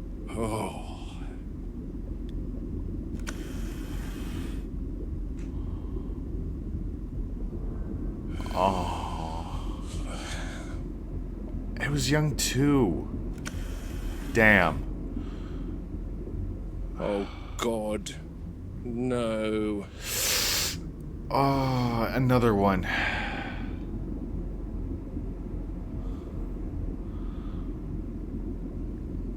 Another one. Eyes gone cloudy. That's heat stress. Oh, God. Power outage last night, of course. Aviary grid failed. Same line that feeds the heating apparatus down here. No circulation, no thermal control. Left them to cook in the tank. There should have been redundancies. There should have been alarms. My fault for not checking sooner. You deserved better than this. Beautiful Yeah. animals. But there were 3. Water's too murky to see the full depth. Could be deeper, tucked into a trench somewhere. They're resilient at this age, so I'm hoping if it found a cooler pocket, a lower thermocline, it could Hopefully still it's be still alive. alive. Come Yeah. on, you're in here somewhere. Yes, Muldoon? Ray, can you count the plesiosaurs for me, please? Yep. Zero, Muldoon. What happened? The power Oh. outage cut the tank heaters overnight, Oh, God. but I can only see 2 of them. I can see the third one. Oh! Oh, God. Oh, damn! That's it. You're right above her. Filter's been Oh. running for several hours now, and the water's Damn. finally becoming clearer. Bloody hell, didn't stand a chance, did you? Captivity is a fragile equation. You get one variable wrong, temperature, salinity, oxygenation, it all collapses. Young ones are affected the quickest. They don't adapt. They don't compensate. They just die.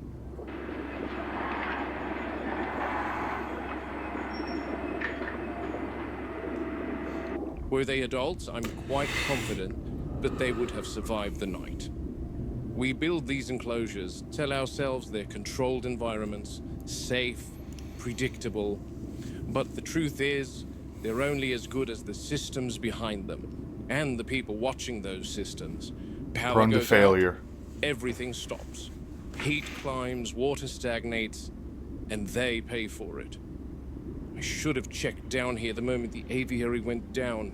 Same network, didn't even cross my mind. And that's on me. You rely on infrastructure long enough, you forget how quickly it all unravels. This isn't a jungle, there's no margin for error here. And they don't get a second chance. Yeah.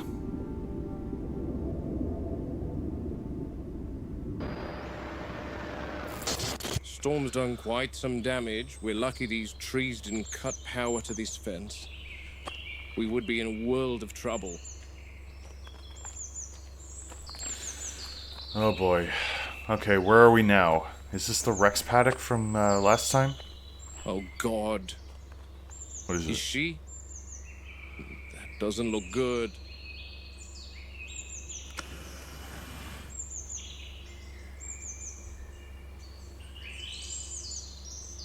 Who is it?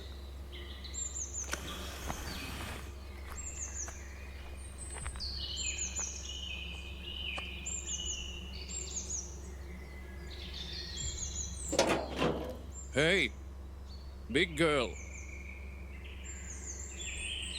Not good. Control, Rex Paddock, I need you on this Oh, it now. is. Go ahead, Muldoon. Storm's dropped a tree inside the enclosure, big one. The trunks come down on the adult Rex, pinning her in place. You certain it's not just sheltering? Shelter? Negative. There's no movement at all, not responsive to noise too. I want a team here with lifting gear, immediately. That's going to be a problem. Maintenance crews are spread across the island.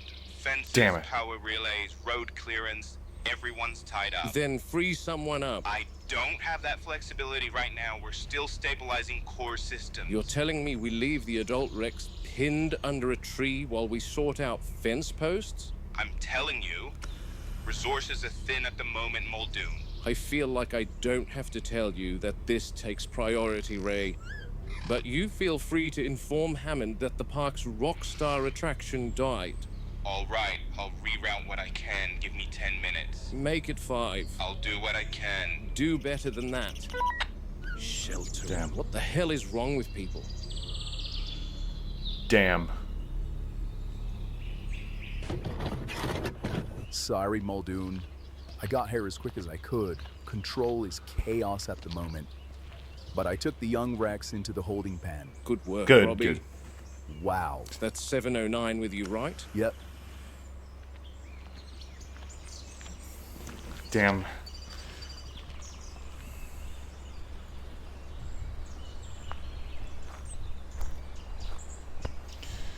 I hope the Rex is okay.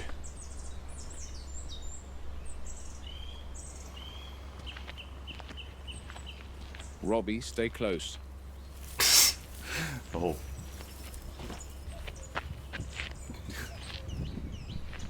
She's breathing. She Okay, is so breathing. Okay, so That's a she's good alive. sign. Come.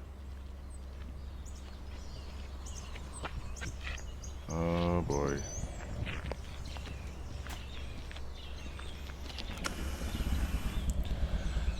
Oh jeez, Rexy.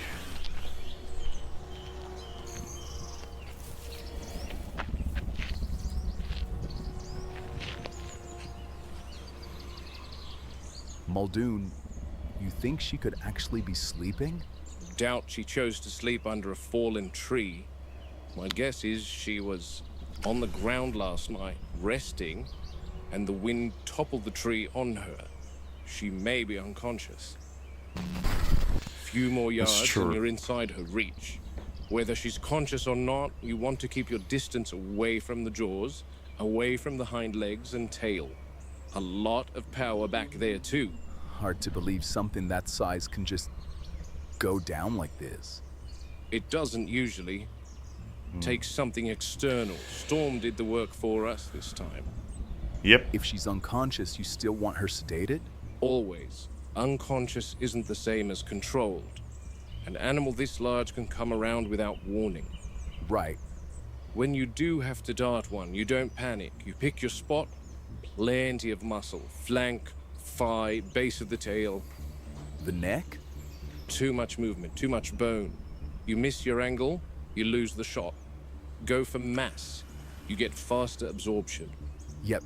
You aim between the scales. There are seams, natural gaps. That's where the dart really bites. Didn't think about that. Most people don't. They see a target, not an animal. That's how you make mistakes. How long does it take to bring something like her down? Depends on the dose, placement, circulation. Could be seconds, could be minutes. With a Rex, you assume the longer end and plan accordingly. And if she wakes while we're working? Then it's already gone wrong. That's why we double check before anyone touches that tree. Understood. Okay, lift.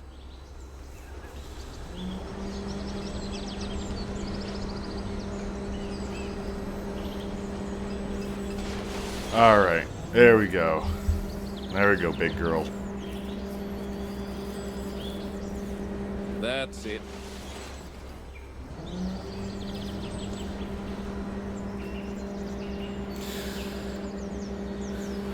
Yeah, storms are annoying, like when I played Jurassic World Evolution. They're just annoying.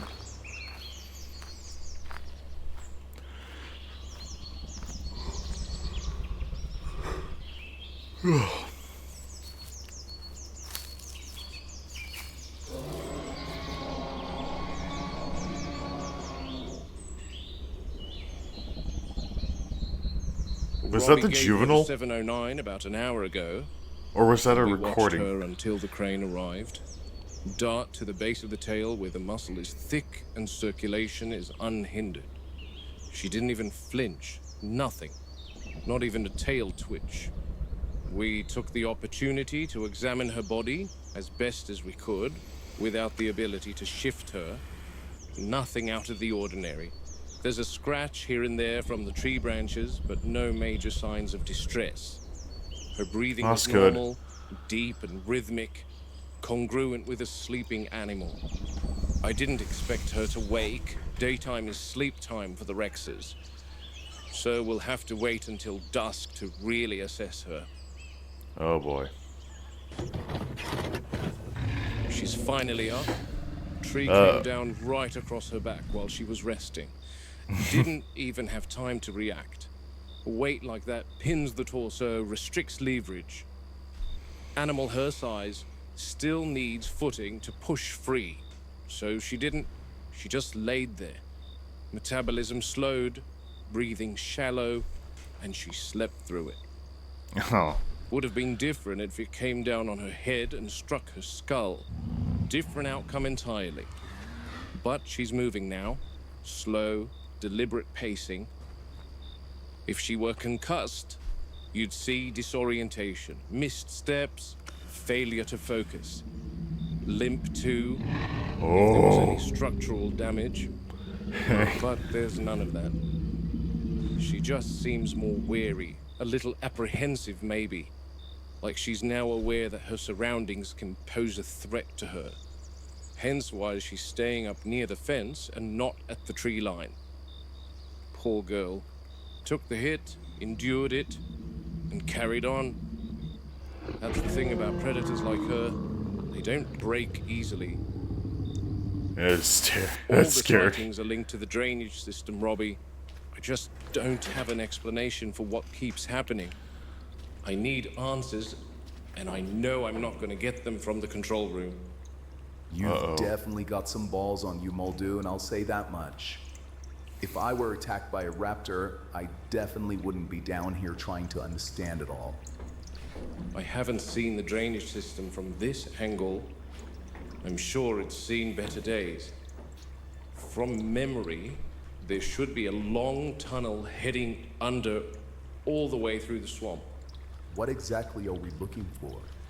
No idea, Robbie. Just something to make sense of things.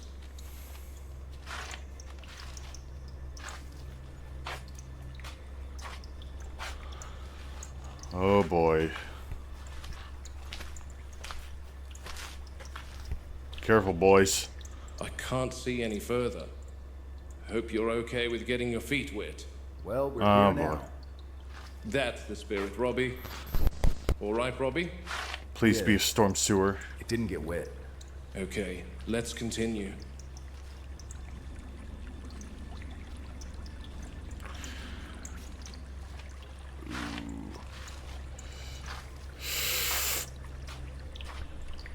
What do you think, Muldoon? I don't think that's where we should... No, let's continue this way. You should have seen the control room today, Muldoon. It was Oh, like no. a madhouse. John and Ray were at each other's necks over this power outage. Ed Regis was making calls like a headless chook. I guess no one was prepared for large parts What's of a the electrical choke? grid to go under. Good thing the Rex and Raptor fences weren't affected. That would have put us in a world of trouble. Absolutely. John was like, how do you just lose a sauropod, Ray? I think I know exactly where we are. Watch your head, Oh. Robbie.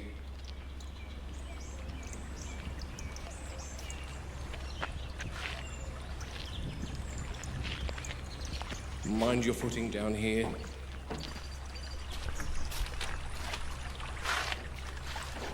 Yep, asset unknown was first sighted right here. Okay. All right. Which only This tells is us the that it came from Dillo river swamp. and not much else. This is true, but we can... What the hell? Oh, wow. Well, Oh. there's Ray's missing sauropod. She must have tried to cross the fence when the power was down. Christ. Is she That dead? means both enclosures are now compromised until we...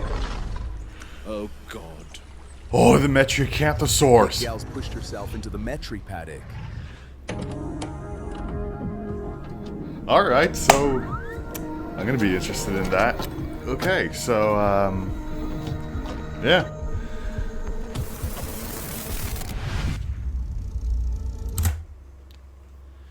Anyways, that was Muldoon's Log, chapter 14 or episode 14. So yeah, the another raptor was found in the underground in the shed, and it was from the drainage system. Like I said a few episodes ago, actually, that the raptors were using the underground tunnel system to get around the island. Yeah. And unfortunately, we have a dead sauropod on our hands now, and yep, we have the Metriacanthosaurus. I'm looking forward to that. I think Metriacanthosaurus is awesome. I believe a megalosauroid, I believe. Or maybe that's outdated now. I'm gonna have to look into that for the next episode. And unfortunately, the three young plesiosaurs did not survive the night.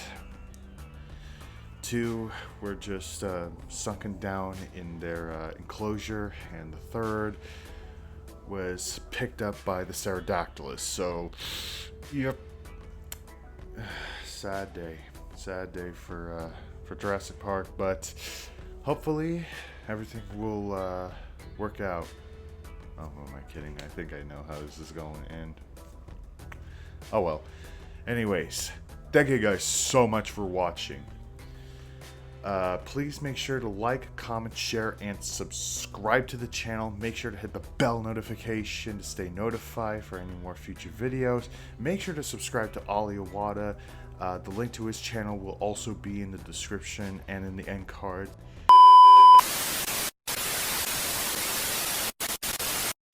Alright, where's the juvenile? Please don't tell me she's dead. Oh no. I'm gonna cry. Oh crap.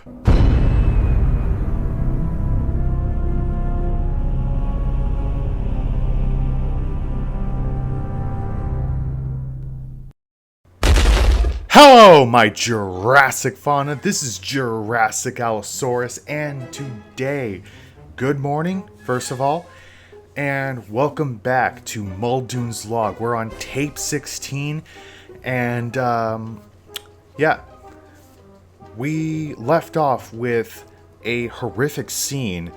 We were introduced to Metriacanthosaurs, and we were left off with a very, very gruesome sight on Halloween night. The Metriacanthosaurs were cannibalizing each other. So, yeah.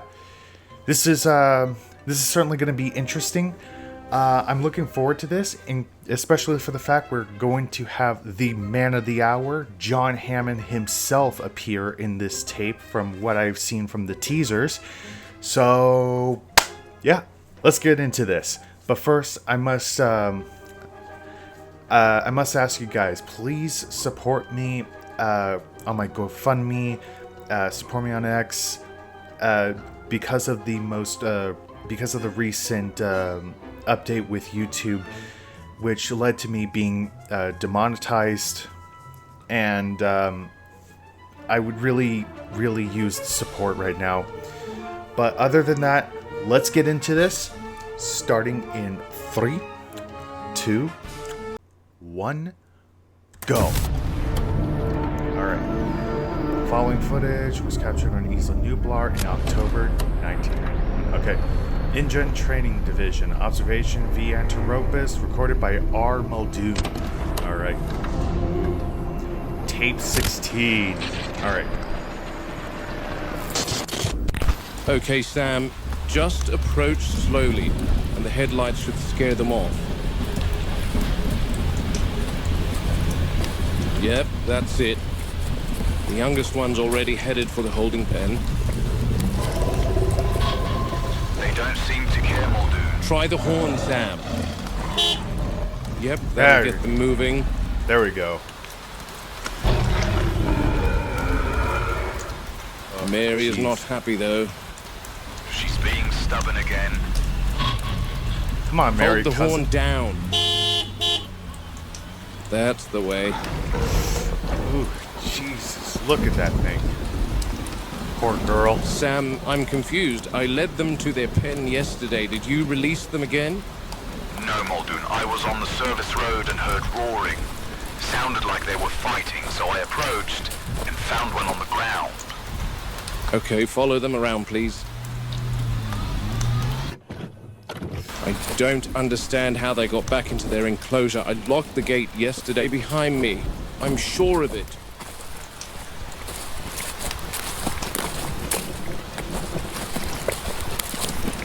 They're all inside now, Muldoon. Gate's locked. Just wait there 1 minute for me, Sam. I want to check something. 1, 2, and 3. The young Metriacanthosaur has claimed that femur for herself. Yep. She's still gnawing on it. Wonder if she knows she's eating her sister.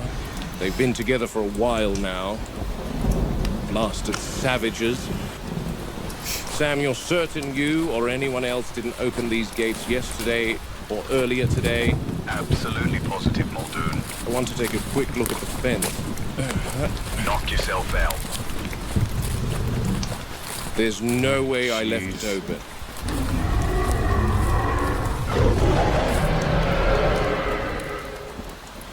We might have to consider individual separation. Now we know they're cannibals. Fence I mean, looks it depends on sound the to circumstance, Muldoon. Me. Maybe pick the worst weather to be doing this.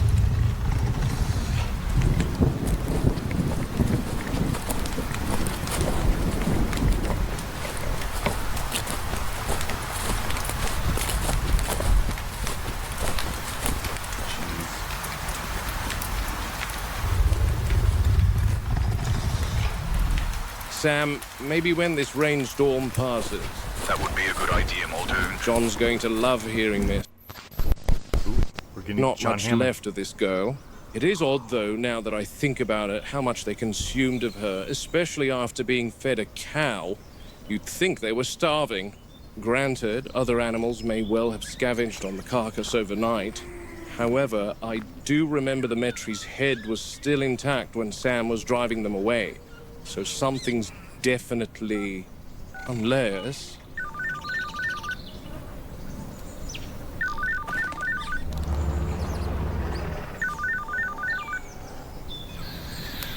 Hi, Muldoon. Morning, Jerry. Party. I need your opinion. Komodo dragon. You found one on Nublar? No. But is it the Komodo that has a septic bite, or am I thinking of another animal altogether? No, you're right. Komodo dragons possess tissue necrotizing bacteria in their mouths. Their bites begin dissolving their prey. Correct. Jerry, we had an incident last night. The Metriacantha... Pause. Okay, so, I think that part has been disproven before with, like, the septic bite of, of Komodo dragons. I'm pretty sure Komodo dragons have venom glands, like, under here. I'm pretty sure. I'm not too sure. You guys can correct me in the comments down below. But, yeah. But this basically predates the discovery of that. This takes place in 1991, so... yeah. Alright. Dinosaurs seem to have turned on one of their own. You're kidding. I wish I was. I'm looking at the carcass right now. God. It's been stripped down pretty clean. And you think they've got a septic bite? Remember, Muldoon, compies, for example, would have taken the opportunity to scavenge. Absolutely, Jerry, though it can't all be the compies. Some bones have signs of chewing, which a compy's jaw is incapable of. Plus, they seem to be here more for the flies anyway. If you believe the Metries have a septic bite, you know what you need to do, don't you? God, no, Jerry. Exactly. Saliva collection. I'm not going anywhere near any one of their mouths. The footage from Halloween night was unremarkable, to say the very least. The usual critters attended to the carcass, possums, compies, rodents. But they did what they had evolved to do. They slowly nibbled away at the Metriacanthosaur. Jesus. There's still the mystery as to how the Metriacanthosaurs left their holding pen. Now, I've double-checked the pen fence in the light of day, and nothing seems out of order. There's Hey, only Dilla. one way to control the pen gates, and that's over here in the handler's corridor. These electric controls maintain the Metriacanthosaur paddock, as well as the Dilophosaur enclosure, with their respective holding pen. There are no cameras facing this switch box, so I can't tell who opened the Metri pen. Sam said he didn't, and I believe him. Control issued an alert to all personnel that the Metris are to remain within their holding pen until the Apatosaur on the river is removed and the fence is back online. The only thing I'm concerned about is the power outage possibly affected more electronic gates, like the holding pen here, but no one's flagged this Poor as girl's down. teething. But the electronics are enclosed here, so I'm not worried about rain affecting the circuitry.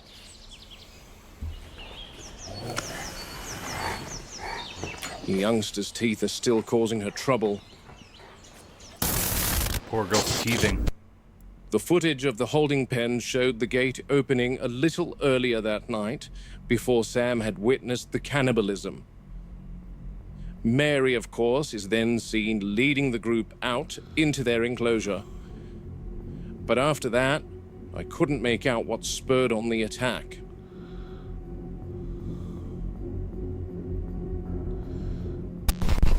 Oh boy. Oh! It's John Hammond! Well, there's definitely a sight you don't see every day. Hammond in the field amongst his creations. Poor bugger About looks time. completely out of place. Old Yeah. billionaire in white sticking out like a sore thumb in the wild. Yeah. At the very least, he's seeing these animals in real life and not through a computer screen. Probably giving Harding an earful. Hammond. Good morning, John. Ah, Robert. How are you, good sir? Fantastic. I'm with Jerry. I tell you what, Robert. This past month has been quite depressing.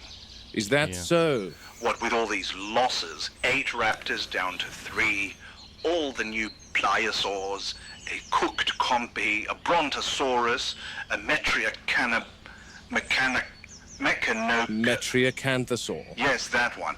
Oh. And now 1 sick triceratops. She's been sick for a while, actually.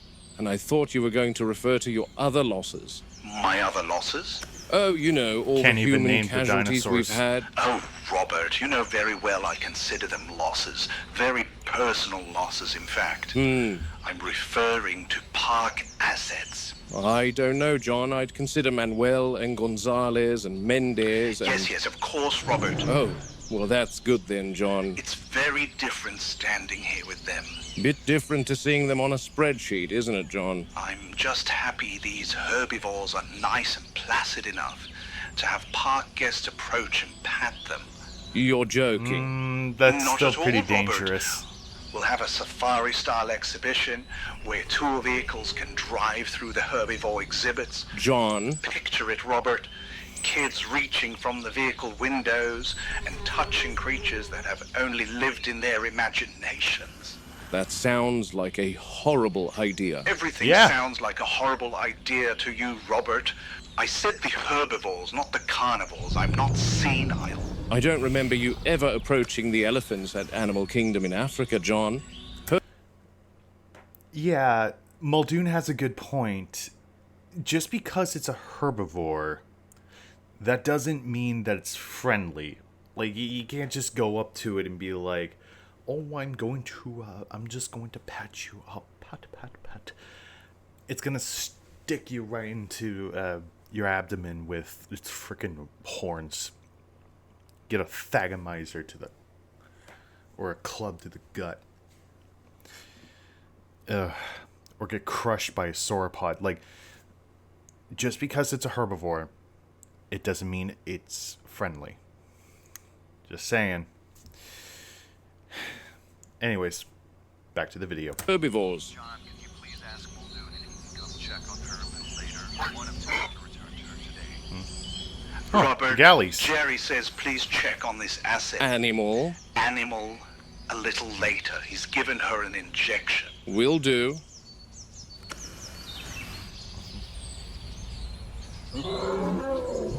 Oh, Whoa. Hey, man. chirping. Yeah, like bird chirps at that door. Well, I'll have to have a look down there again. If you go, tell me and I'll go with you. How was the surgery? Apparently it was chaos. Harding's going to show me something now, so I'll find you later, Robbie. Okay, sure. Oh boy. What's the Bye. surgery? How is she, Jerry? Oh, it's a Dilo. She's sedated, and my guess is she's got another hour minimum. So they no. found them then. They found them all right. Bilateral glands inferior to the tongue in a pocket in the mandible. That's good then, Jerry. Oh. Now we have evidence of their dangerous capabilities. Okay. I think we got all the evidence we could hope. That's what they meant by a septic bite. They were referring to the Dilophosaurs because the Dilophosaurs are neighbored to the Metriacanthosaurs. Oh, so they're trying to get their venom glands, or you know, the septic bite. You know, anyways. Poor Muldoon. Come check this out. Easy, easy. Keep the incision narrow.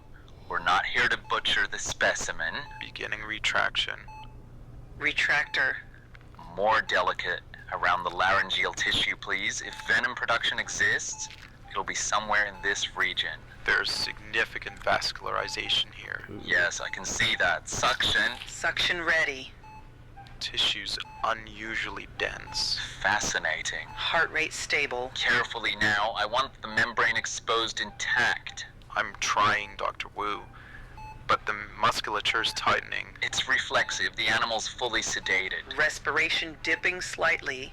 Increase oxygen flow. There's a sac-like structure here. Hold that position. Don't rupture it. Recording marker 1422. This may be it. Magnify the field. It's connected deeper than we thought. Yes, there's glandular tissue beneath. Sir, throat movement. That's impossible. Sedation levels are well above. Convulsing. Oh, Hold shit. the head still. Jaw movement. Damn it, restraint slipping. Oh, Christ. Doctor, it got Alfie. It got him in the face. My eyes. Jesus Christ, my eyes. Get water on him now. Flush immediately. He's bleeding. It burns. It burns. Move him away from the table. The animal's thrashing. Restraint failure on the left side. More sedative now. Dosage? I don't care. Double it. I can't see. Keep its mouth shut. Watch the head. Watch the head. It struck Alfie. Get it off me. Push the table back. Back. Sedative loaded. Inject through the thigh. Don't go near the neck. Bleeding from the incision. I said hold it still. Injection in. Again. Pulse climbing rapidly. Again. Sweating. It's slowing. Keep everyone back. Somebody help. Continue flushing his eyes. Do not stop. Animal stabilizing.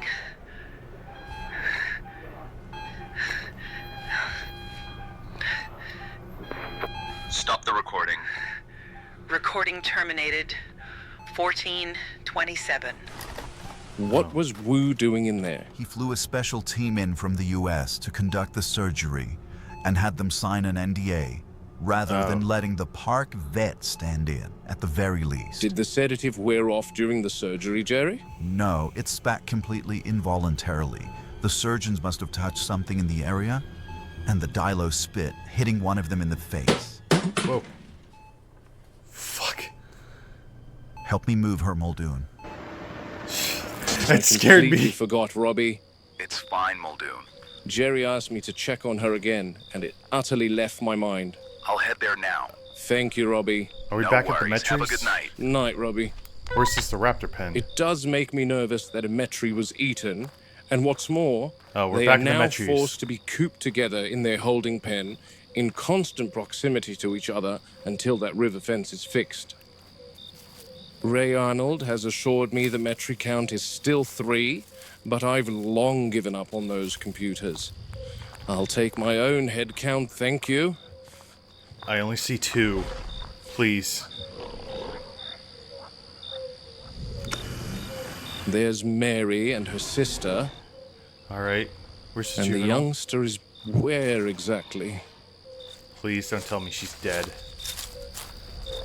Oh no. I'm gonna cry. No way.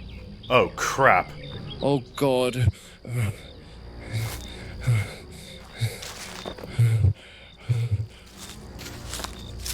Oh Christ. I told you she was teething.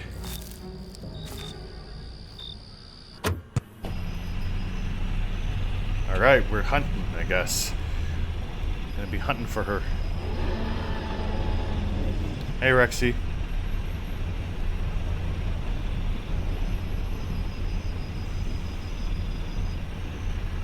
Alright, where is she?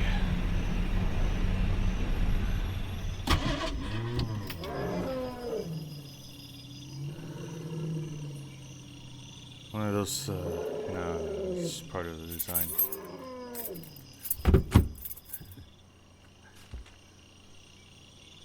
Our Hariada. So this isn't Muldoon. What's going on?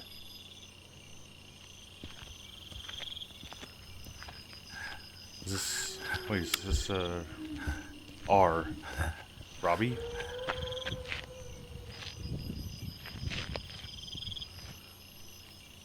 Oh, it's the Triceratops. Oh, no. Oh, don't tell me.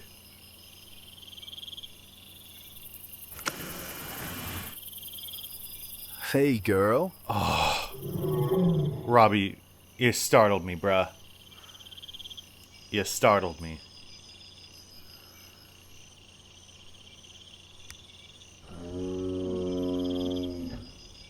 What was that?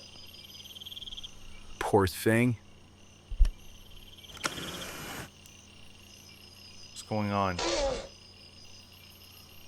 What's that?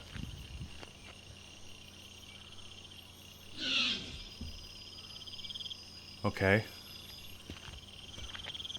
2 raptors. Storm, the big one, and... I keep forgetting the, what one of my commenters said the third one's name was. What are you two doing? I'm gonna call her Strike. The big one, Storm, is Strike.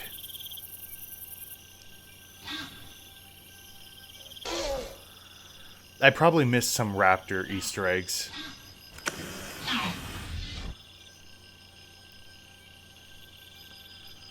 What's going on? Wait, are they displaying mating behavior like the male and the female from Sorna? What's going on?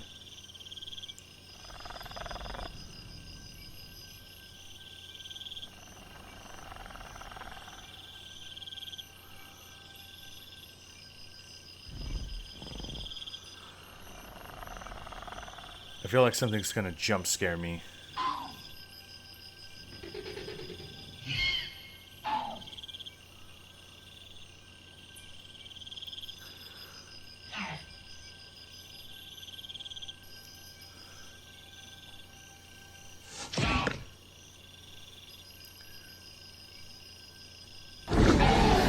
Whoa.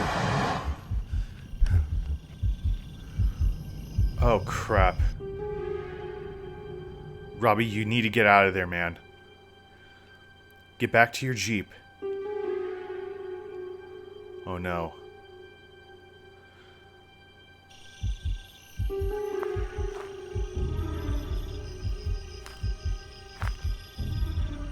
The raptors and the trike are gone.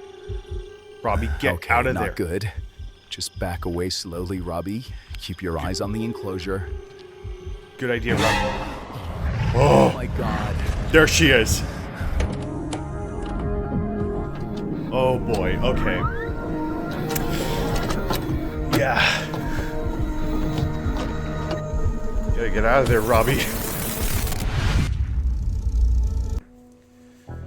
Ooh boy, Robbie is in big trouble. So, yeah, the Metriacanthosaur juvenile has escaped her enclosure, and uh-oh. I hope Robbie makes it alive. I hope he makes it out alive. But, yeah. Anyways, I hope you guys enjoyed this video. I certainly did. Make sure to subscribe to Ali Awada's channel. The link will be provided in the end cards and the description, because YouTube does allow you to share channels. Or, you know, share other channels and link, I believe you can link YouTube videos.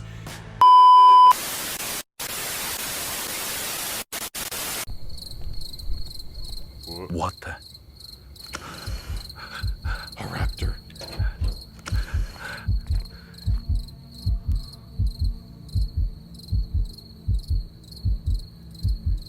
It's a raptor.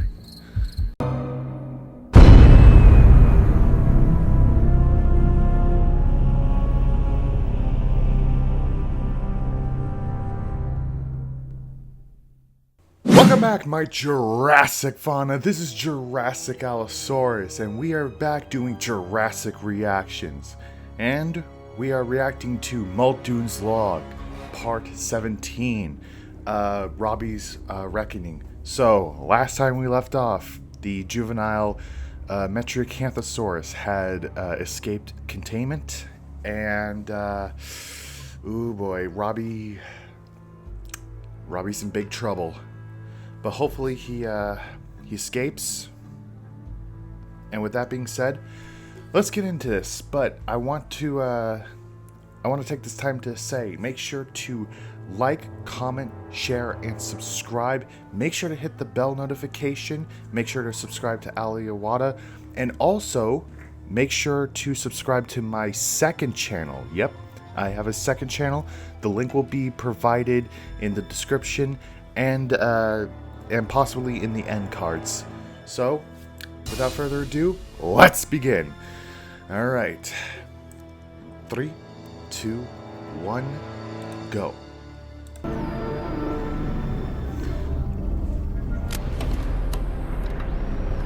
Alright. Engine Training Division B. Anteropus, recorded by R. Muldoon. Alright. Tape 17. Alright. Jurassic Park.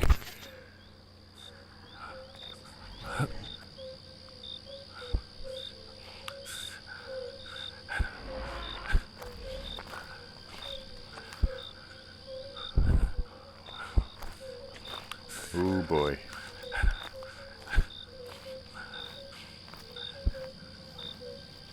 Where are you?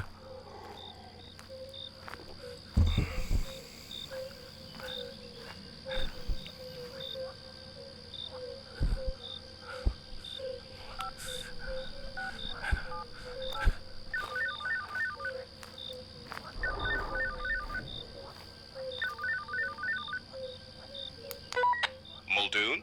Ray, I need you to jump into home range data and tell me where the youngest Metriacanthosaur is immediately.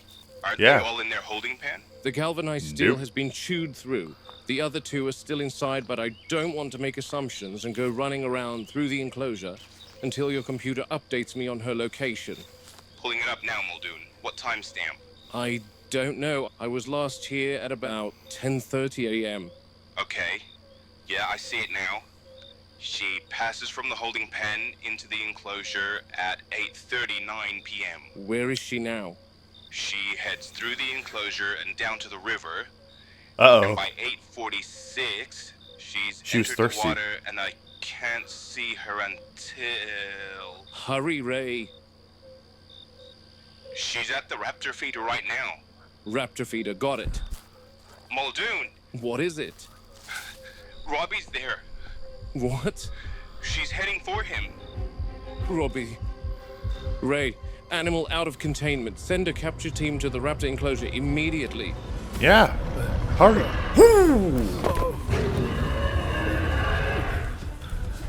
Back. Yeah.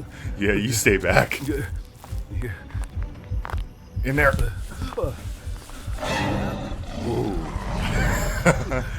Oh.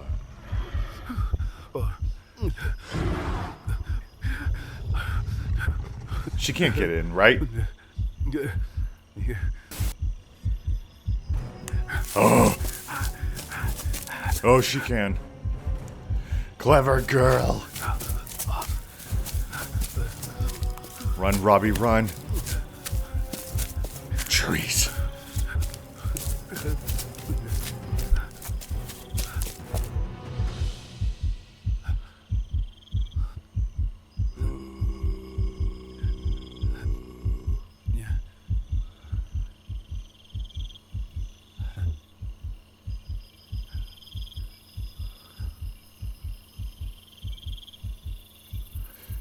I'm gonna get jump scared. Robbie's gonna die. Oh no.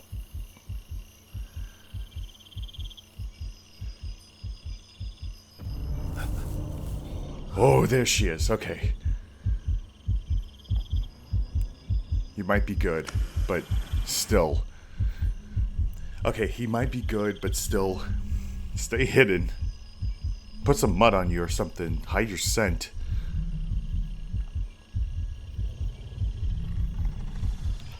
Is she going to rest or something?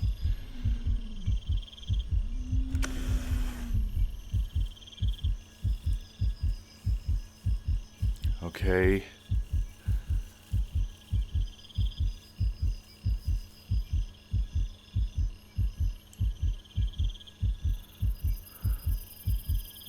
Another jump scare.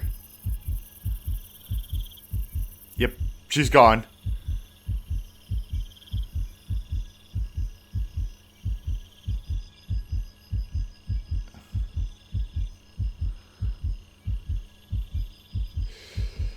Yep, there's gonna be another jump scare.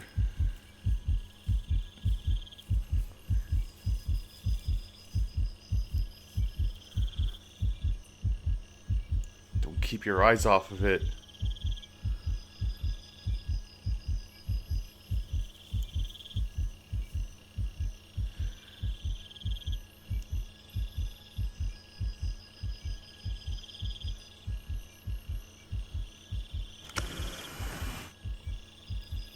There's a Jeep. Can you even make it? There it is! Keep flashing.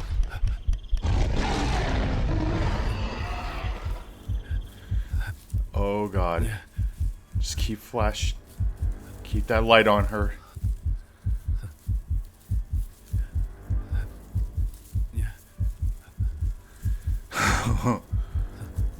Oh. Oh! The trike! Okay. They're gonna fight. Oh, Ooh! Oh. Trike for the save, but ow. Okay. I've given him a drink, so he should be fine, Ray. Okay, thank God. What an ordeal for the poor guy. Oh, don't underestimate Robbie. He's a tough one, Ray. I'll say. Did you guys separate those two? The capture team arrived to find Lady Margaret had gouged the young Metri to death. Oh, wow. Yeah, she's dead.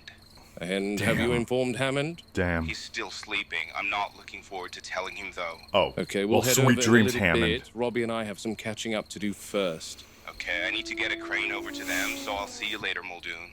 All right. Bottoms up, Robbie. Honestly, he deserves it. I still can't believe I'm sitting here. Neither can I. I thought I was finished. Tell me what happened. She popped up near the raptor enclosure. 1 second I was on my feet. Next second I was scrambling on the ground. I kept thinking if I had just a few extra seconds, I could have made it to the Jeep and gotten out of there. When you have to make a decision in a fraction of a second, that's when panic sets in. I made a break for the trike enclosure. I could hear it moving around me. Branches snapping, then nothing. Silence. Worse than any noise. Every instinct was telling me to just run. Good thing you didn't. Almost certainly would have been your demise. Hey, he earned so that what would have drink. been the best thing to do? It depends on the animal. Yeah. Most lion attacks are bluff charges. Not all, but many. So stand your ground. Stand your ground. Make yourself look larger. Back away slowly. Running triggers pursuit. Right. Hippo's different. If a hippo Yeah. decides you're the problem, you've already made several mistakes. They're responsible Oversized for more pests. deaths in Africa than all carnivorous predators.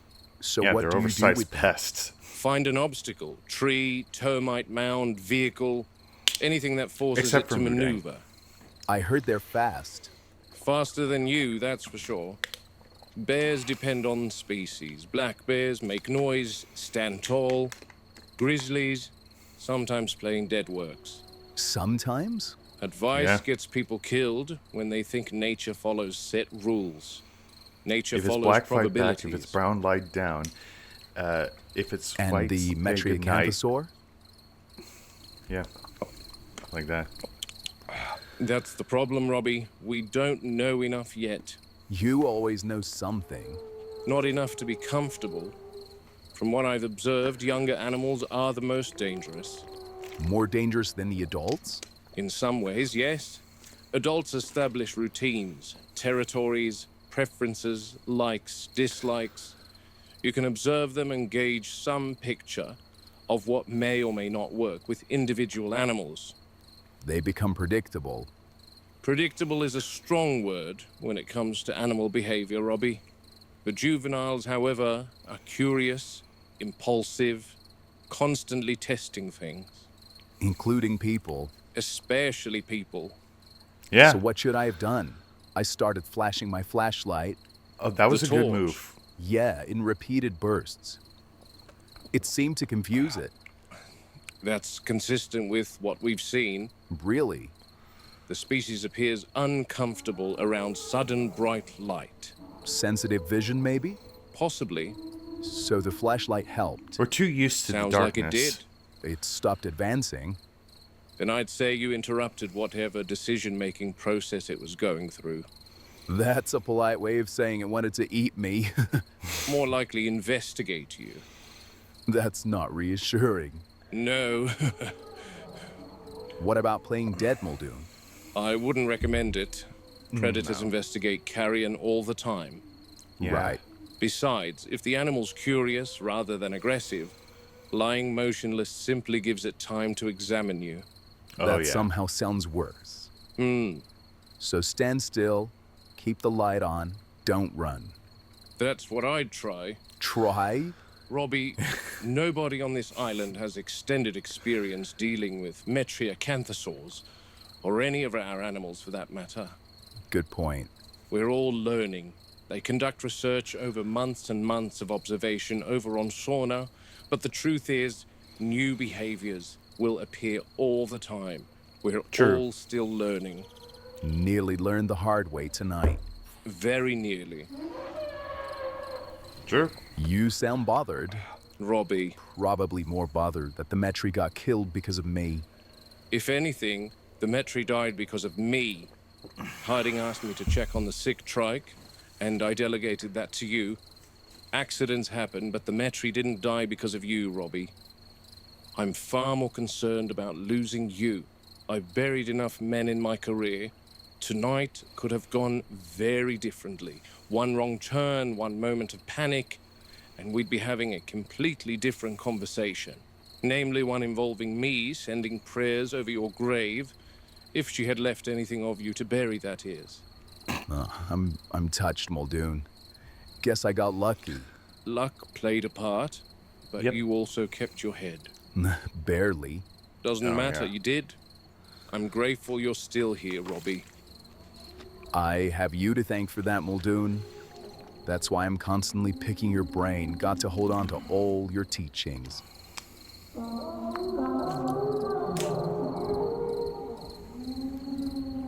The apatosaurs are pretty noisy. I was racing to that trike enclosure, and my only thought was how badly this could have ended. Aw, bring it in, Muldoon. Get off me. Okay, we'll work on that. Sure. Ah, jeez.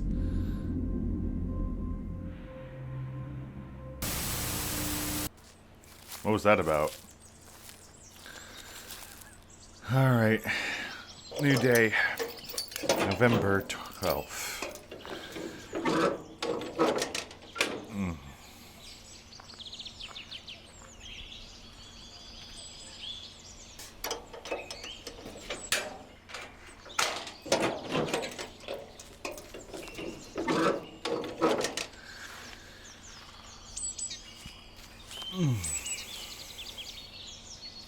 You're clear, Robbie. Nice and slowly now.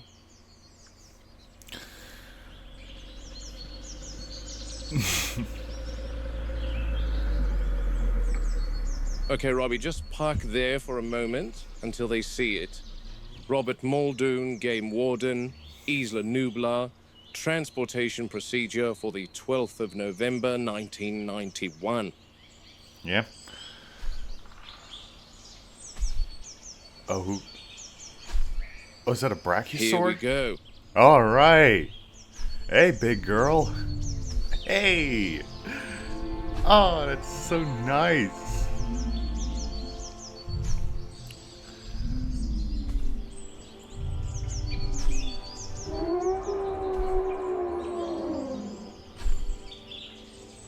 Okay, Robbie, very slowly now.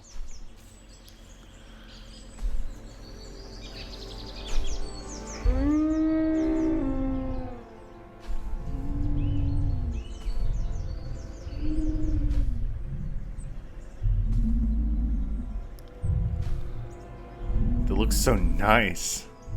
Would be a good artwork. Oh, there's another one. Juvenile brachiosaurs being transferred from their holding enclosure to their new home in Sauropod Swamp.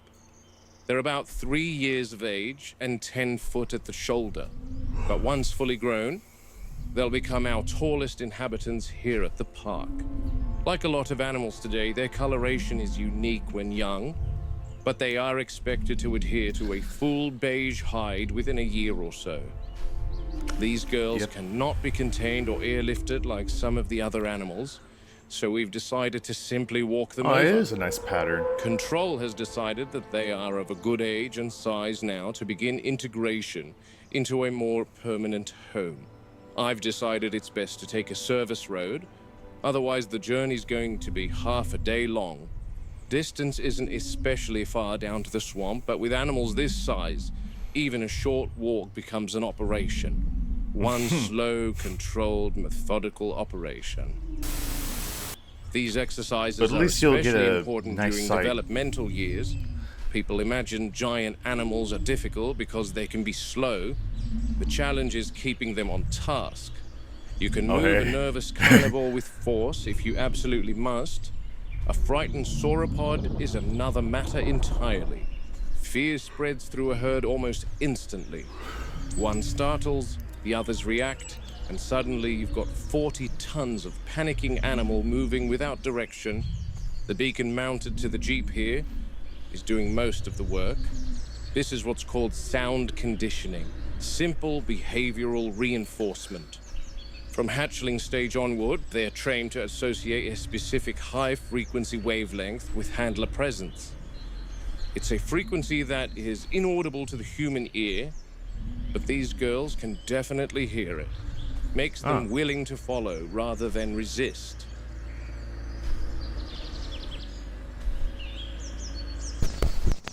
All right. You can see the lead juvenile directly behind the Jeep there, largest of the group, confident temperament. Her name's Bianca. The others are orienting themselves around her automatically. That's herd structure forming in real time. Sauropods establish order surprisingly early in life. Not dominance through violence, more reassurance and movement cues. The rear female keeps drifting left. That's a nervous disposition. She's checking the perimeter every few seconds, likely reacting to unfamiliar terrain outside the enclosure boundary. That's very normal. I think I'm Animals definitely missing notice some environmental raptors in the changes background. I'm sorry. Different sounds, smells, open spaces, things people ignore completely.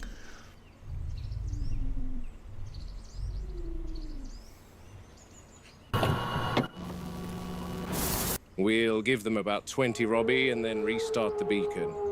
Girls need a break. They don't normally walk this much, so I'm just being mindful of that. Walking them over is useful for inspection purposes too. Best chance you'll get to observe locomotion naturally. Usually, if I drive by their enclosure, they're standing in one location while they strip the leaves off all the surrounding trees. And I'll drive by a few hours later, and they're still in that same location. So waiting for locomotion to take place could take hours. This short walk over to the swamp is my best chance to study their gait. You learn everything from the biomechanics of movement. Best chance to notice if an animal's development is too fast, suboptimal, or wrong entirely. With animals growing this quickly, small problems become big problems very fast. True. That's the consequence of InGen's accelerated growth programs. Every species here carries modified developmental genetics. Faster maturity, faster mass gain, quicker route to exhibition. Fast-tracking their growth produces adult animals in sometimes half the time it would take them naturally. Problem is, biology doesn't always appreciate shortcuts. Muscles struggle to keep pace with skeletal expansion. Organs compensate under enormous metabolic strain. The genetics lab here is tasked with producing park-ready animals, and the animals are tasked with growing ahead of what their metabolism was designed to handle. And the worst effects will always be seen in the larger of the animals. The larger a species, the greater chance that structural deformities will develop down the line. Still not And sure I if they fear were some of able these to rear girls, up like especially that. Bianca, won't reach adulthood without some metabolic or musculoskeletal hindrance due to InGen's rapid growth regimen. It saddens me, but I'm also not naive enough to believe that this park, and all the preserves and zoos I've worked for in the past, could ever viably place animal welfare before profit margins. It's just not a functioning business model. Anyway, at Sauropod Swamp, the apatosaurs should already be in the northern grazing zone. Integration phase begins today. That'll require monitoring for several weeks. Herbivores aren't automatically peaceful simply because they eat plants. Yeah. Large herd animals establish territory around food, water, and movement corridors. Adult apatosaurs outweigh these juveniles several times over. One defensive tail swing could break a spine. So introductions happen gradually. Visual contact first, shared vocal range next. Eventually controlled I think I saw it. overlap. I think I saw a raptor You let just them become zooming familiar by. without forcing proximity.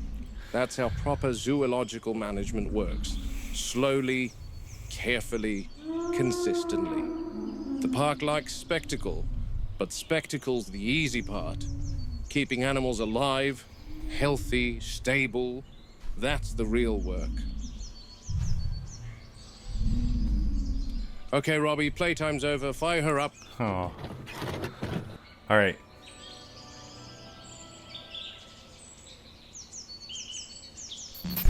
Okay, try it now, Mr. Arnold. It's all set on my end, Sam, but you'd have to test the controls from the switchboard. Am I permitted to do so? Yes, I've granted you permission. Okay, and Mary and friends are all in the carnival house? All inside now. I've got eyes on them. Okay, I'll give the gate a go and radio you if it works. Radio me if it works. I had a or theory doesn't, about Sam. about the sure thing, Mr. Arnold. genetic tampering of the dinosaurs. I might make a video of that in the future. I talked with Anthony about that before, so maybe. All right. So Mary and her friends are in a carnivore shelter and are inspecting the fence. Okay.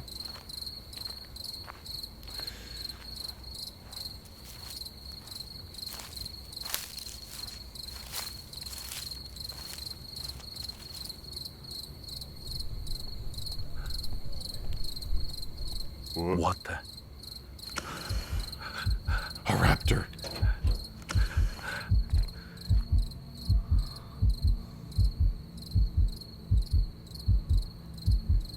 It's a raptor.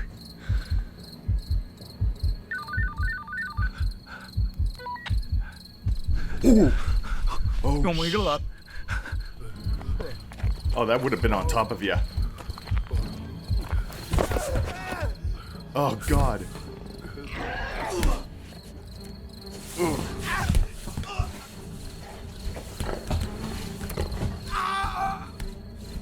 No, Donald.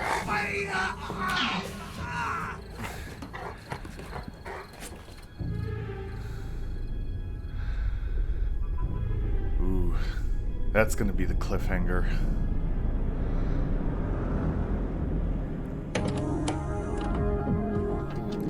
All right. Well, whew. That was okay. Like, subscribe, and notify. Alright, so, yes, that was very, that was very thrilling. Thankfully, Robbie was okay, but unfortunately, the Metricanthosaur is dead. Rest in peace. Anyways, so yeah, and we got introduced to the Brachiosaurs, the new, the 3 new additions, and I like the coloration too. The pattern, almost kind of giraffic. I think that's a reference to Giraffa Titan, which was the accidental reference they used to make the Brachiosaurs, because they thought it was the same species, but yeah. And what Muldoons said about genetic tampering for display over maturity, that was actually a theory I had about 3 years ago. Actually, I talked to Anthony about it, and it was I might explain it someday. I don't know. Anyways, I hope you guys enjoyed this video. I certainly did. Make sure to like, comment, share, and subscribe. Make sure to hit the bell notification so you stay notified whenever a video comes out. Make sure to subscribe and support Awada, and make sure to support my channel.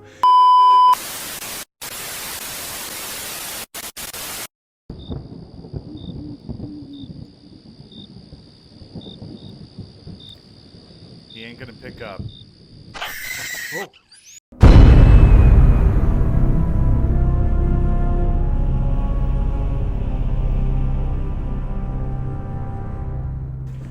Hello, my Jurassic fauna. This is Jurassic Allosaurus, and welcome back to Jurassic Reactions.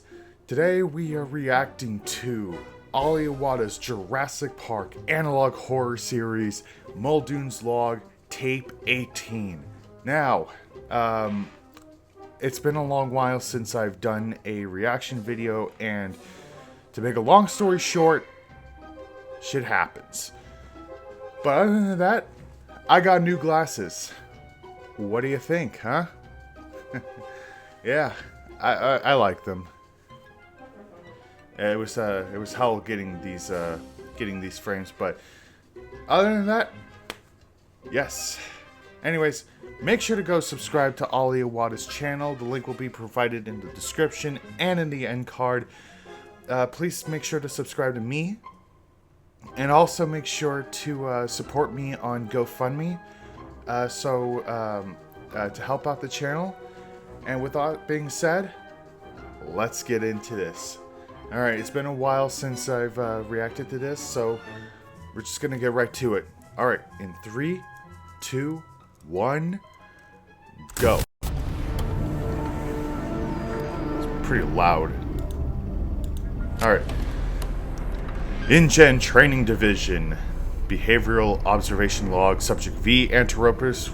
Recorded by R. Muldoon. Okay. Tape 18. Alright. He's asking for how much? He wants 500 an hour for me to organize. Wait, what is that? Travel to. Oh, it's the raptor. Oh yeah. The worker got killed in the last one. Foot the bill this time round. Can you do me a favor, Ray? Just give me 2 minutes, John. I'm waiting for a call from O'Donnell. Oh, he ain't. O'Donnell ain't talking.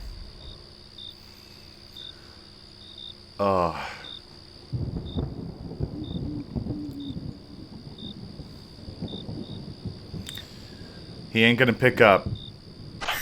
Oh, shit. Oh, it's a compy.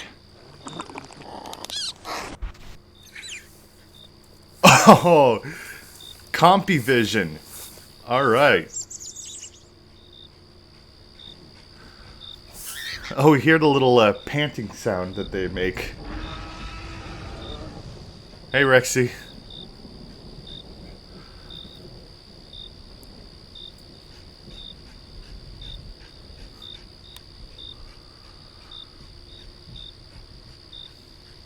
This is cool. It's like a GoPro. Oh. Damn, they're freaking fast. All right.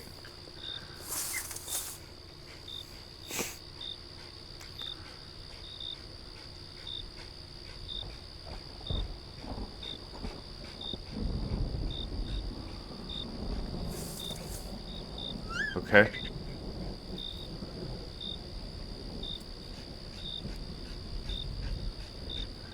Checking the surroundings.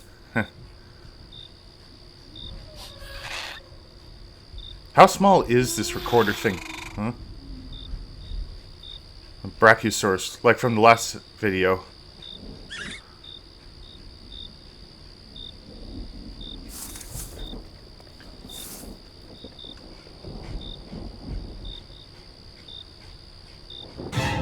Oh shit! Raptor, run! Run!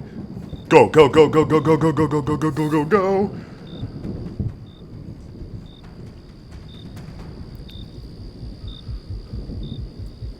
Oh, I can hear its heartbeat. That's cool. Alright.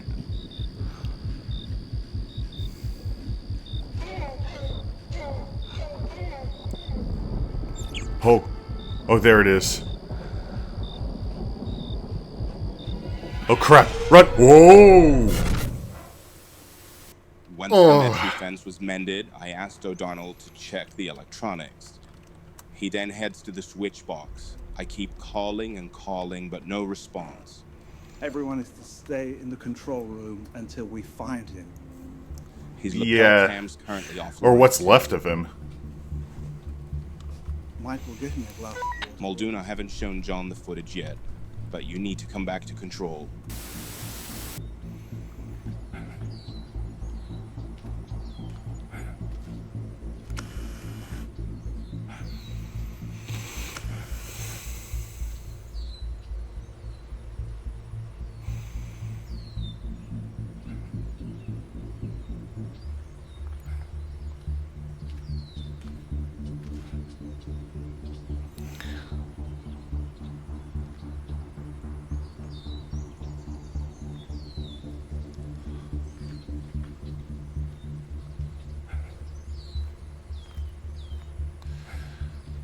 Oh, what's that?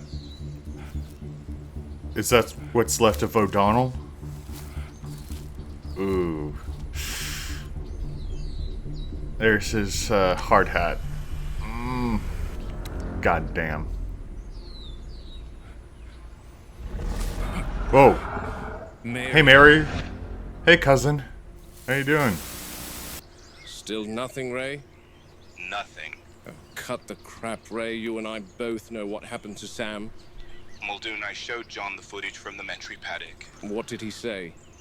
He's fairly upset. Several people have died, and only now he's upset? Sam was the son of one of his friends from the Hammond Foundation. Now that it's slightly personal for him, he's upset? Yeah. Muldoon, I told him about your theory, that they have found a way out of their enclosure, and for once, I actually felt like he was listening.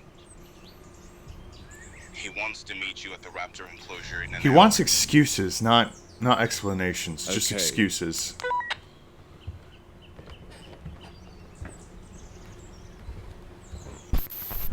I spoke to Sam's wife this morning. I told her he was missing, that there are ongoing efforts and we're still searching. You told her that? I didn't see the point in upsetting her before we had all the facts. John, we have the facts. We have grainy surveillance She footage. deserves the I found truth. what was left of him. She deserves the truth. Right. No, Do you? that's not fair, Robert. I knew Sam personally. He was a good worker. He was more than that. His death isn't a report to be filed, John. Don't imply I think that. Then stop treating it like an inconvenience. I'm trying to keep this park together. And I'm trying to stop people from dying in it. Yeah.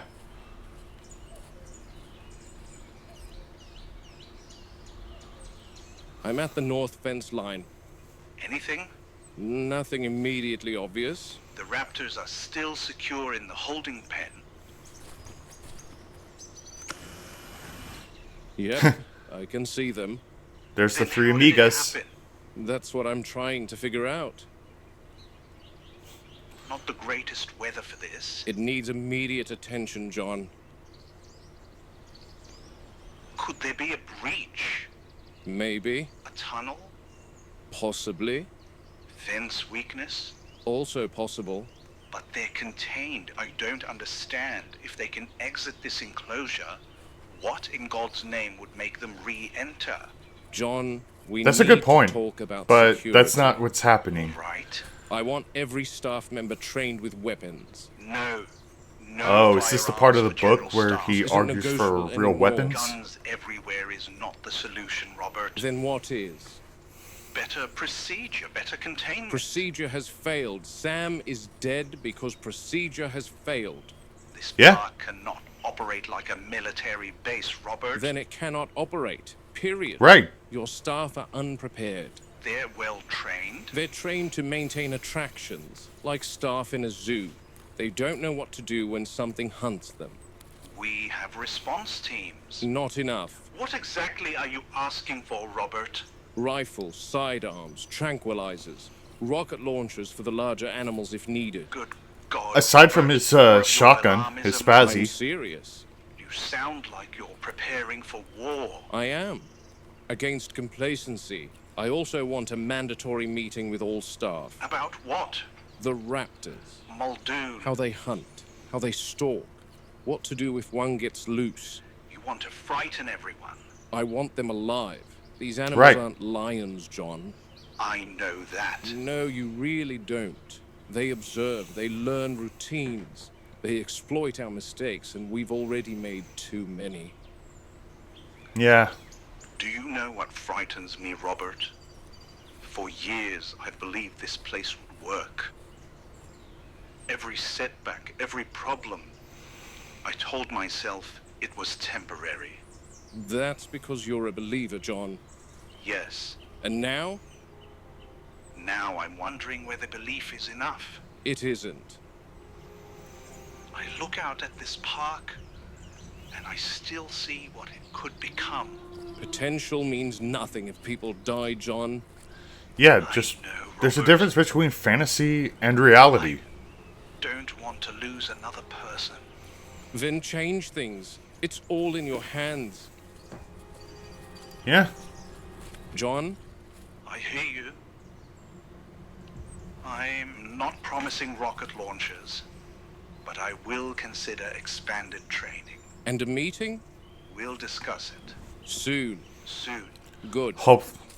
Now. Otherwise, he's gonna take his story to the press, like in the book. Exactly. Finish your inspection. I would love to know your findings. So would I. Report the moment you find anything, Robert. Understood. I'm going to head back to control. Hammond. There's the three amigas.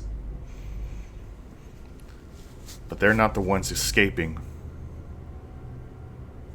They breed and let their kids run off into the jungle to cause havoc.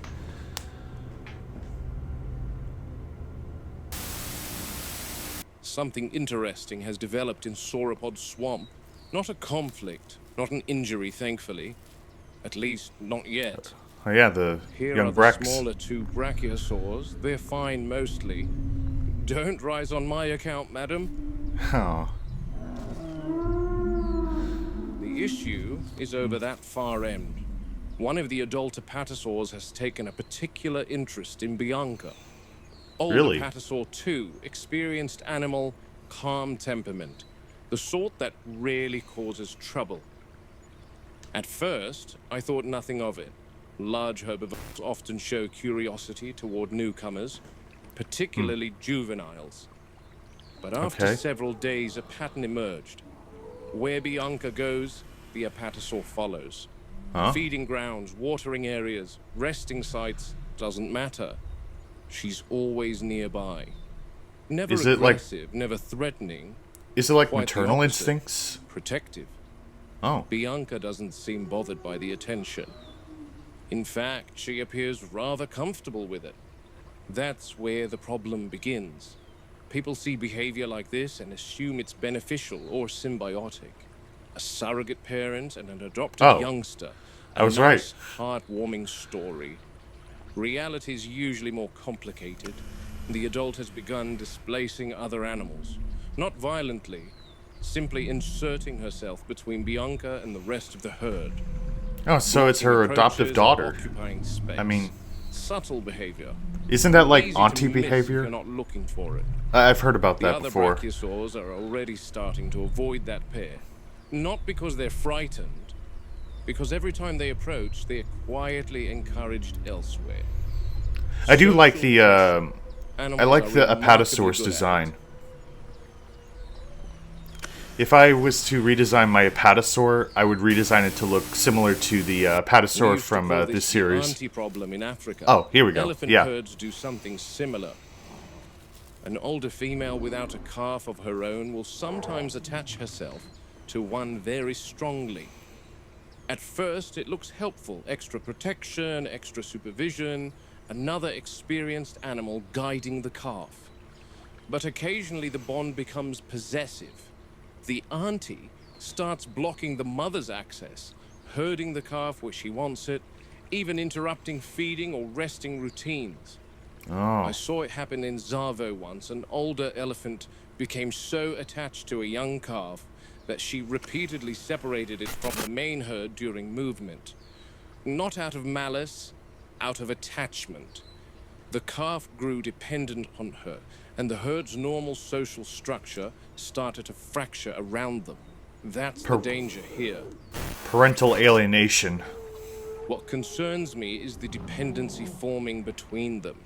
The juvenile brachiosaur is beginning to use the Apatosaur as a reference point, follows her movements and adjusts her own behavior accordingly. That's not ideal. I just wanted to note this interesting observation that both species of sauropod here have a very distinct difference in coloration between adolescence and adulthood. The adult Apatosaurs have this beautiful blue and gold striated hide. I like the it. Juveniles are a dull I gray. might inspire my redesign redesign for based off that. What makes this particularly interesting is that the Apatosaur shouldn't have any experience raising or nurturing young. None of them should. Jurassic Park's breeding controls ensure that every large herbivore arrives at maturity without ever producing offspring of its own. No nests, no calves, no new generations. From a zoological standpoint, like they're missing genetic an entire instinct portion of their natural lives. Yet here we are, an older female exhibiting what appears to be maternal behavior toward an unrelated juvenile, one of a different species for that matter, which suggests the instinct. The Apatosaur never is it simply never staring had at an Muldoon. opportunity to express itself. She's just being cautious. The unfortunate reality is that these instincts can become misplaced. In nature, a calf eventually grows independent. A mother gradually loosens her attachment. The herd adjusts around that process. Here, the relationship isn't built on natural family structure. It's built on circumstance. The older sauropod is investing energy and attention into an animal that isn't hers. Damn. And the juvenile is receiving reassurance from an animal she was never meant to depend on. That's the danger of the auntie problem. It's a perfectly natural instinct expressing itself in an unnatural environment. And sometimes those are the hardest problems to solve. Great. I do love that design. The blue, brown, and gold. I might use that for like my redesign for Apatosaurus. The purpose of this integration is to create a healthy mixed herd, not a herd within a herd. If the relationship continues unchecked, separation later becomes far more stressful for both animals. Strong social I just bonds are woke up, useful so that's why until they become I'm yawning. exclusive. Then they create instability, especially when circumstances force change. Eventually, the adult may move away, become ill, or simply die. At that point, the younger animal suddenly loses its entire support structure, and the results are not pleasant. So we'll intervene now while the bond is still manageable. Nothing dramatic. We'll adjust feeding schedules, encourage Bianca to spend time with the other brachiosaurs, increase enrichment opportunities away from the apatosaur, create situations where she naturally interacts with the wider herd. The goal isn't to break the relationship. The goal is balance. Whoa, whoa, whoa, whoa! And that's one of the stranger aspects of this job. Sometimes your work isn't preventing animals from fighting. Sometimes it's preventing them from becoming too attached. How are the Rexes getting along? Oh, hey. Hey, Regina. Depends what you mean by getting along, Sarah. That doesn't sound promising. The juvenile's growing quickly, faster than I'd like. Growth spurt, perhaps? Appetite's increased, confidence too. And with confidence comes attitude. Against the adult? Mostly. That's very ballsy of her. The dynamic's becoming more aggressive. Honestly, that part doesn't surprise me. Juveniles challenge adults. It's normal during maturation.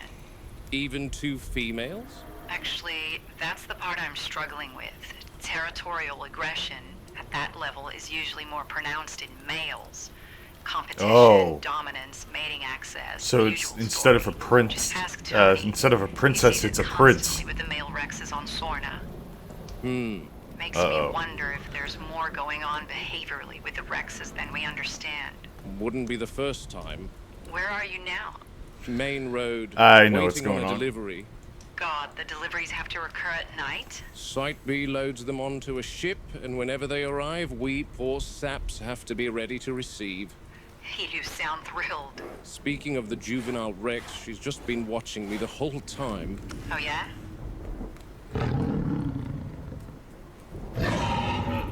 That'll be the truck. Speak to you another time, Sarah. No problem, Muldoon. Stay safe. All right. Cool beans. All right.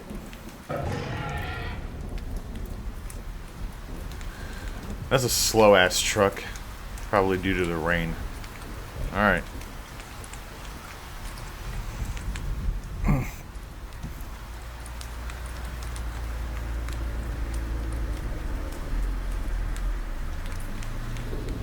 Oh, shit! No. Ooh!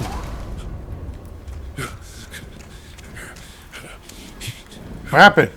Nick, are you all right? Did it hit a pothole? Stay inside. What's in there? Oh! Baryonyx! Oh! Alright. Property of InGen Technologies. Yep, make sure to like, subscribe, and ring the bell. Alright, so, that's, next episode's gonna be, pretty interesting. We got the Baryonyx, the Spinosaurid, and, yeah, I noticed that the design is the stylized, Gnarlosaur, is what I like to call it, the Gnarlosaur, design, which is, making the animal look more gnarly and thematic than like the practical. I know it's the official design that was introduced in Fallen Kingdom, but Baryonyx did have a design prior to that for like the Jurassic World website, where it actually looked more like the real animal than this like crocodilian thing. I don't know. Maybe the original design didn't have an available model or something of that sort. I don't know. I think it's kind of like the juvenile Rex from a long while ago, where it's just a scaled down version of the adult Rex because Ollie Awada didn't have an available juvenile design. But other than that, it was good, and we got to see some peculiar maternal instincts that are causing trouble for the Brachiosaurus. So, yeah, that's going to be interesting. So it is auntie behavior. I've heard about that, where it's basically parental alienation, but in this case, the parent doesn't exist. But the misinformation of taking care of a younger individual kind of screws up their natural instincts. So, yeah. All right. Well, I'm interested to see where this is heading. And with that being said, thank you guys so much for watching. Please make sure to support Awada. The link will be provided in the description and in the end cards. Make sure to subscribe to my channel and my second channel if you want. And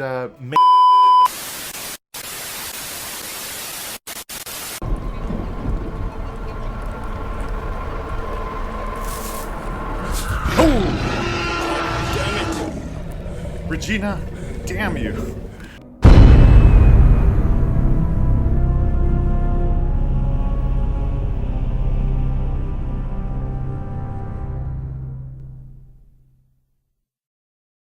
Hello, my Jurassic fauna. This is Jurassic Allosaurus, and welcome back to Jurassic Reactions. We are watching the popular Jurassic Park analog horror series, Muldoons Log. We're on tape 19, and this one, we're focusing on the baryonyx, because last time the truck tipped over, and we got to see the baryonyx. So, I'm excited to see this. Let's get into this.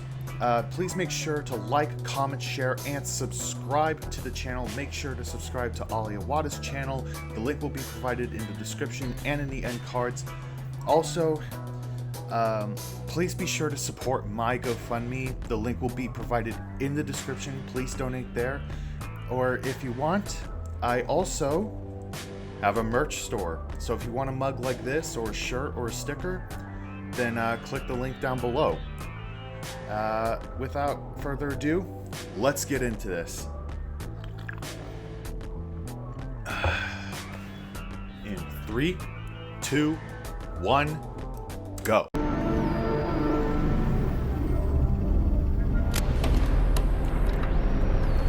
Indenturing, yeah. V. Anteropus. Robert Muldoon. Tape 19. Alright, see this.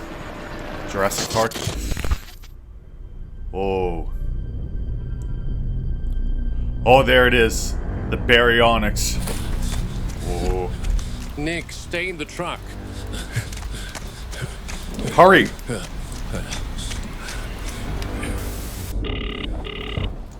Come on, Arnold. Hey, it's a juvenile. By the antenna. You can see her right there. I also got a Hangry Rex shirt.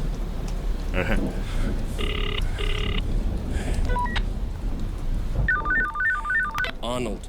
Muldoon, it's Nick. Stay in the truck, Nick. Don't get out. Yep, I saw it stumble. It's still behind the crate. Okay. Try calling control again. Yep. It's probably wounded.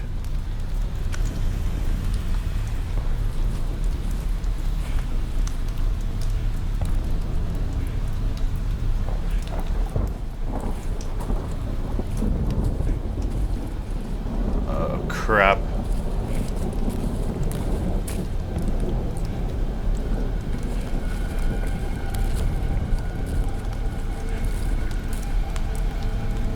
Careful, Muldoon.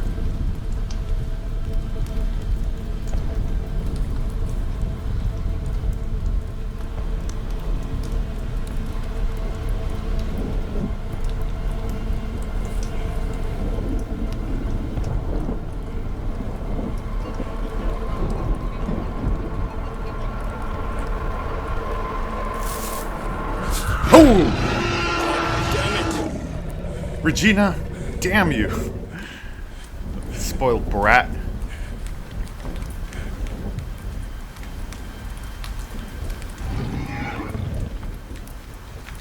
I hear you, Regina.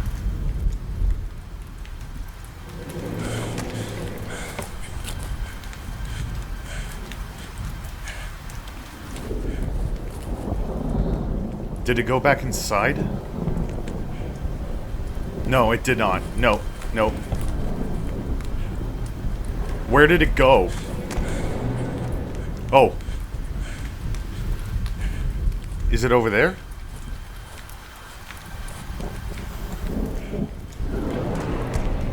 Oh. Oh, it went over the barriers into the jungle. Crap.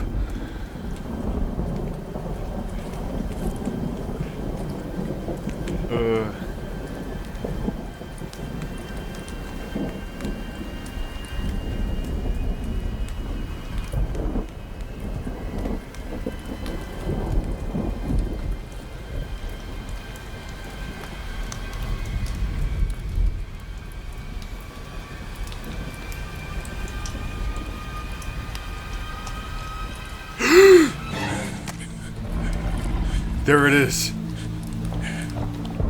Get a good shot, Muldoon. Make it count.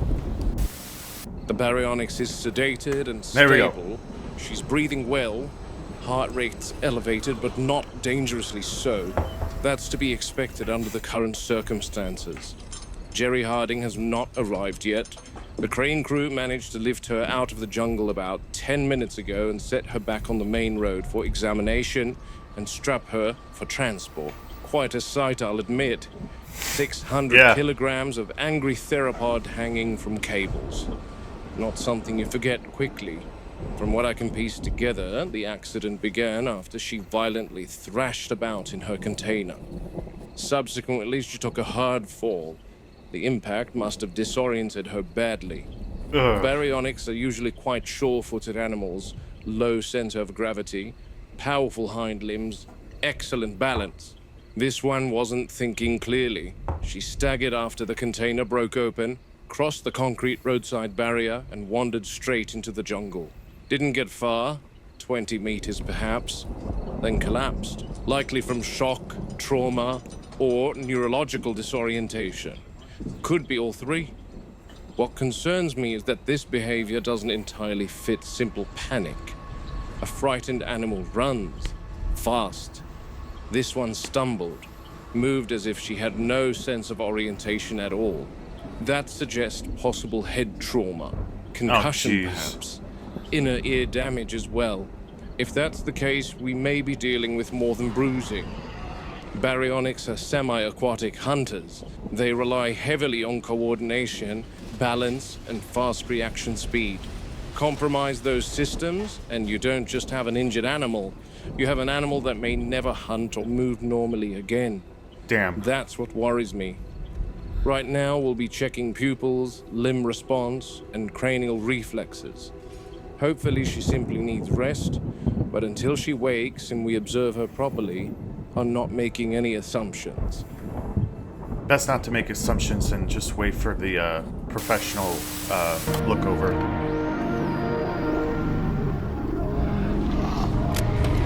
Hey, Rexy. A fence diagnostic unit.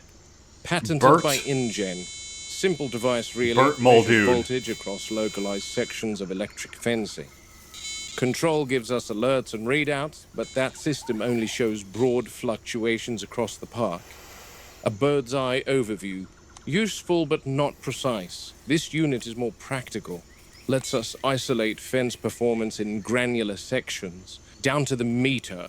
Microfractures in insulators, corrosion in the wiring, current leakage through wet grounding points, the sort of wear and weather damage that doesn't always trip an alarm, but still weakens the fence enough to matter. And with animals like these, weak enough is all they need. Oh, the yeah. objective is straightforward. Find any weakness in the current. Any section weak enough that our friends inside could push through or otherwise traverse the wires without receiving a full charge. I'm almost certain one of the raptors here got out and killed Sam. The question is how?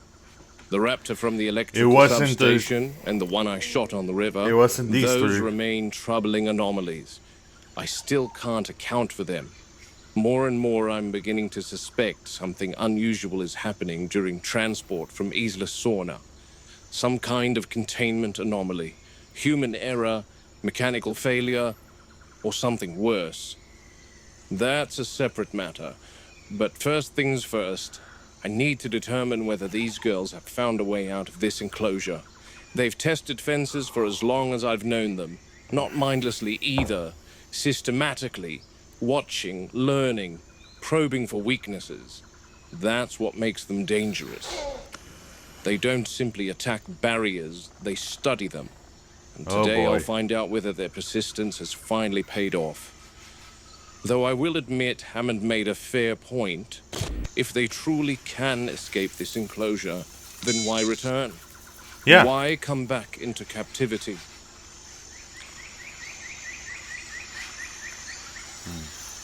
I haven't been able to answer that. A predator doesn't willingly surrender freedom, not without a reason. Which leaves me with two possibilities. Either they aren't escaping at all, or they're leaving for purposes we still don't understand. Frankly, I'm not sure which possibility concerns me more. It's really got me thinking. Oh.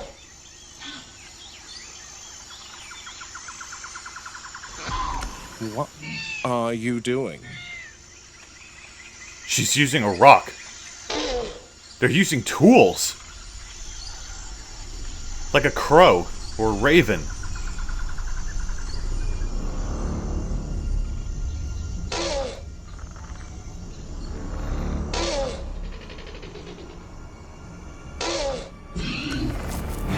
Oh! Jesus. Ah, shit. There goes the voltage meter. InGen is really going to hate me.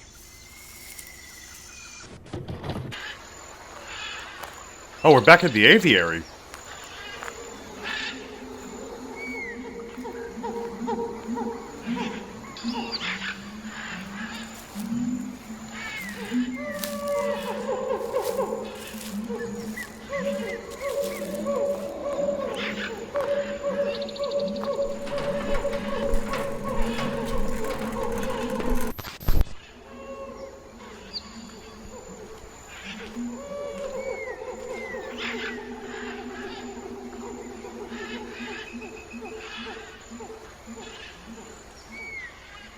Is this where the baryonyx is?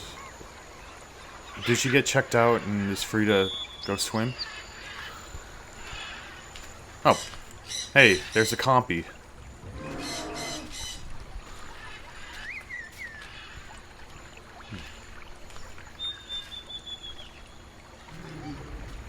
I think the baryonyx would probably go into the shade. Oh, nope, there she is. Ah, here she is. Jerry's had a chance to see her again this morning. She definitely did suffer a concussion, at minimum. Oof. Possibly vestibular trauma. The past couple of days she's been behaving like an animal that's lost its sense of balance. Disorientation. She was fittingly named Daisy. Aww. If there's swelling in the brain or internal bleeding, her condition could worsen very quickly. Hi, Daisy. But Jerry's apparently quite confident that the bleeding has stopped, confirmed by imaging of her skull. We're keeping her here in this holding pen alone for the moment, and on Jerry's say-so, we'll be moving her into the baryonyx exhibit, where she'll be reunited with her pen mates. Oh, they there's arrived more. here from Sauna yesterday without issue. Well, that's good. I'm glad she's okay. Dig this section up to install a moat around the enclosure. Oh, and here's more. one of our new additions. Essentially right a by the bipedal aviary. crocodile, for lack of a better description. This is Violet, one of our Hi, 4 Violet. baryonyx. They are all just over a year old, but she'll be towering a few feet over me in no time. And here we've got the animal's namesake. Baryonyx means heavy claw. Hers aren't full size just yet, but she'll use them to... Violet, more like violence. She's still on edge because she's in a new home. Designing a habitat for a semi-aquatic predator is rather more complicated than simply digging a large pond or isolating a branch of the jungle river. Baryonyx spend a great deal of time moving between the land and water, so the banks have to be shallow enough to prevent slips, but firm enough to support nearly a ton of animal climbing out repeatedly daily. Water quality presents another challenge. A predator that feeds largely on fish produces an enormous biological load. We really don't want guests to arrive at this exhibit, only to be greeted by the smell of rotting fish. Without continuous filtration, the water becomes toxic quickly. We've also incorporated varying depth throughout the enclosure. Environmental complexity is every bit as important as security. A well-designed enclosure shouldn't simply contain an animal. It should allow it to behave like one. Violet's becoming familiar with the prey items in the river. Baryonyx are piscivores, and the jungle river is stocked full of tilapia and catfish, so Violet's most likely judging which prey would be easiest to ambush. Rather than chase fish through the river, Baryonyx will stand perfectly still in shallow water. Oh. The fish gradually stop Who's this noticing them. Once one swims within range, the animal will strike. Sit-and-wait predation is a far more efficient strategy than constant pursuit, and one you'll see employed by everything from crocodiles to herons. That one's name is Rose. She's the youngest of the group. What she's doing there is called gaping, similar to a crocodile, but not for quite the same reasons. Most dinosaurs aren't truly cold-blooded. We believe they produce a fair amount of their own body heat. But in this tropical climate, they still need to dump excess heat. Holding the mouth open exposes the moist tissues of the mouth and throat, helping them cool off. If anything, it's a sign she's comfortable. And comfortable animals make my life easier. Let's go find our last Baryonyx. So, Daisy, Violet, and Rose. Who's the fourth? Orchid? Probably. Tulip? Alright, who do we got?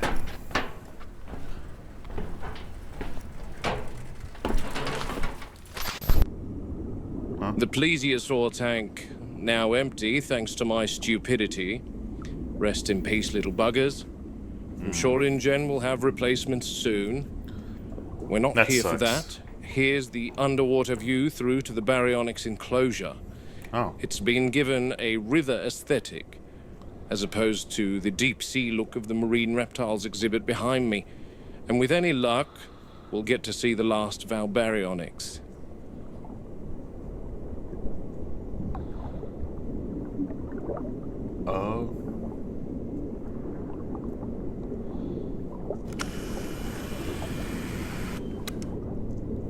Oh, is that the fourth?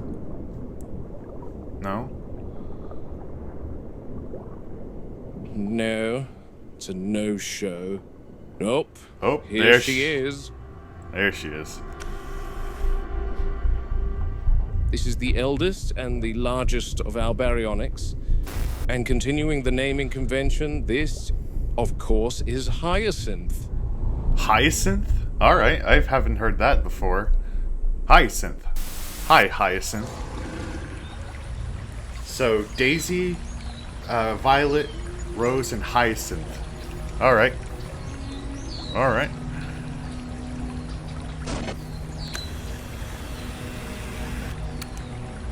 They seem to be enjoying each other's Apart company. from the mishap the other night, I like it when things just work out. What was that? Alright. Here we are. Okay, so I guess they're taking Daisy to her sister's. Gatekeeper, crane is powered down, good to approach. Yep.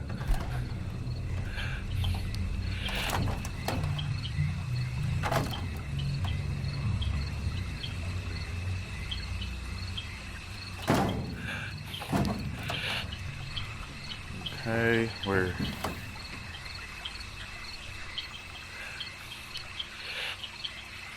I don't see it. Just open her up and let the scent canister inside do the work. Oh boy.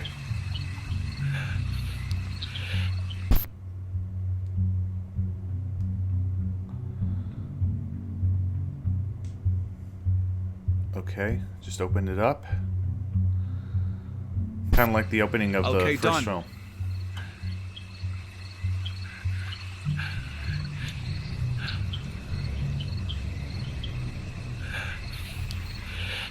Oh boy. Just be careful, dude. Still don't see it. She'll come.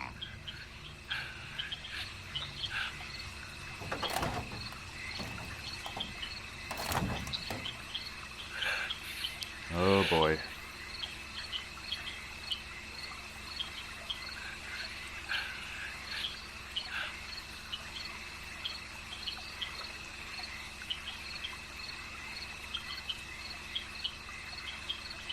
It's open, just waiting on her to get inside. Prepare the Oh shit. Oh. Oh. Oh no. Kick.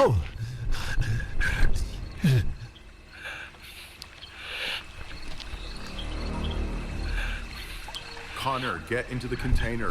We'll raise you up. Okay. Oh. Oh no. Hey Daisy. Oh my god. Shut the door. Shut the door. Shut the door. Shut the door. Lift me up.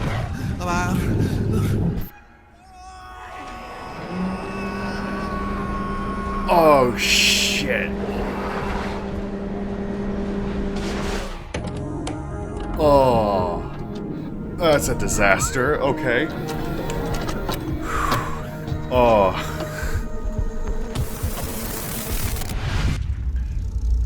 Yeah, make sure to like, subscribe, and read the bell. Okay. Anyways. That was, oh boy. That's a disaster. At worst, he could be dead. At best, he would be maimed. Or injured. Severely. Bleeding. Anyways.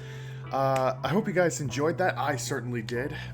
Cool to see baryonyx now. I know... I've said this before, I don't really like this design of the baryonyx because it's a design that's stylized for dramatic effect for like the films. Like it first appeared in Fallen Kingdom, but there was an original design that was made for Jurassic World, and it looked more closer to that. But other than that, pretty solid video.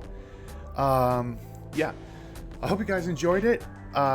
Be sure to like, comment, share, and subscribe to the channel. Please make sure to subscribe to Ali Awada. The link will be provided in the end cards and the description below.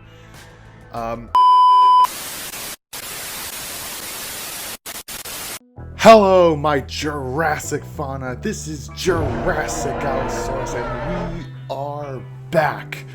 Reacting to Muldoons Log, a Jurassic Park analog horror series. We are on the final tape of this season. The season finale, you could say. We are on tape 20. So, hey, it was a great season 2. Started out strong. And, yeah. And as you can probably tell, I kind of treated season 1 with like a red tone. Like I set up this this PC with like a red light before for season 1, and for season 2, as of now, I've been using a blue light. I don't know. I kind of just think of that kind of stuff, you know.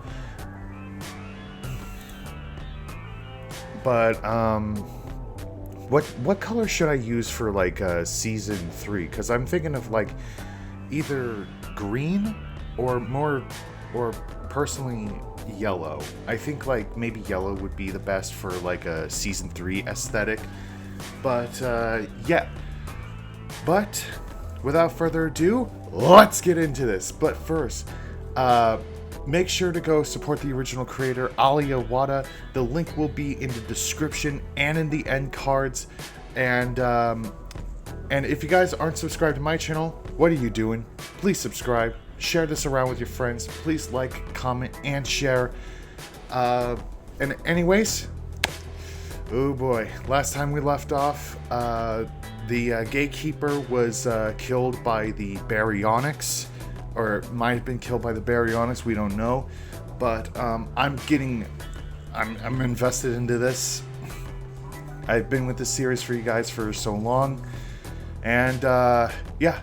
All right, let's get ready. Starting in 3, 2, 1, go! The following footage was captured on Isla Nublar in November and December of 1991 for training purposes only. The Training Division Behavioral Analog Subject V. Anteropus, recorded by R. Muldoon. Tape 20. Alright, let's get going. Hey, Rexy. Rex just fed, but something's still bothering her. Could be the scent of the juvenile about.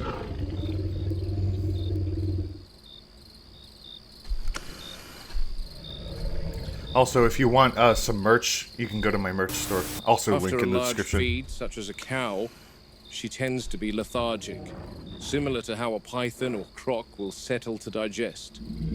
Not this time.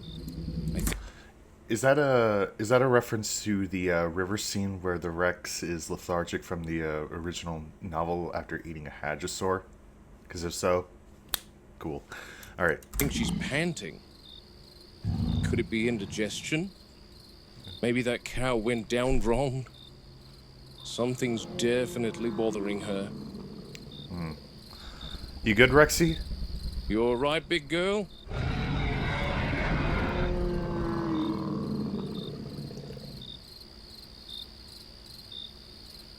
I'm taking that's a no.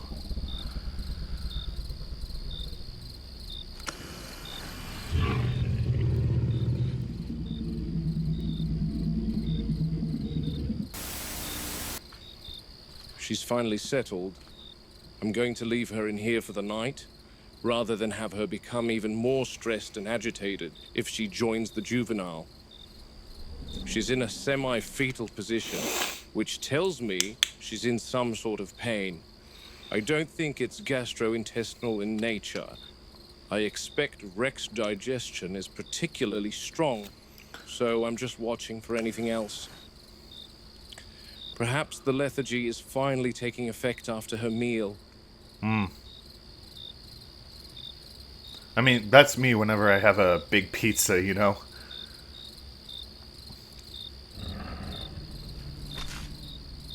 Oh, it's a compy. That's a bit too close, my friend. Though I doubt the Rex would care too much at this point.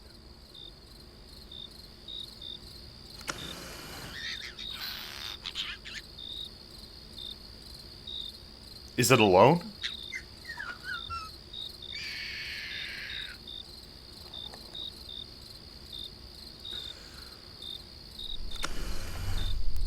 Hold on a moment. I see what's happening here. She's letting the compy do teeth cleaning. That's awesome. It's kind of like how what crocodiles do when they open up their jaws and let a certain bird, like crocodiles or alligators, they let a certain type of bird pick their teeth, like the stuff between their teeth, like living dental flosses. Basically, that's cool. All right. Compies are scavengers, but they're rather more useful than that. They perform a valuable service. Bits of meat become lodged between the teeth after feeding, in places where a Rex can't possibly get to. The compies pick away at those scraps, along with parasites and dead tissue around the gums. It's a simple symbiotic relationship. The compies get an easy meal, the Rex gets cleaner teeth and a reduced risk of infection. Rather like the oxpeckers I used to watch, riding buffalo in Africa. Everyone benefits. The Rex was bothered because she had something lodged in her gums. Perhaps a bone fragment, and was causing her pain. Oh. Muldoon. Uh-oh. Muldoon, it's Daisy. Oh, shit.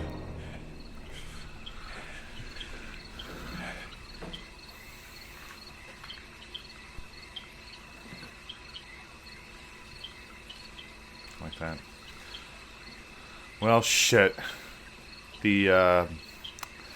Last time the The baryonyx. Connor! Is Connor okay? Connor! Stopped screaming a couple of minutes ago. On my word, lower the crate.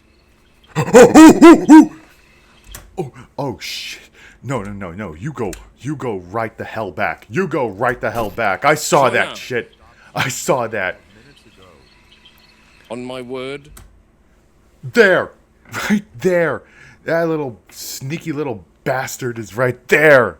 Oh, no. You couldn't escape me. Oh, no. Alright, let's continue. Lower the crate. Muldoon, you are blind. You need glasses. Or contacts. I don't know if contacts existed in 1991, but you need them. Okay. These raptors are cheeky now. They're getting really cheeky. Alright. Now slowly turn it to the left. They're just sneaky little bastards. Mm-hmm.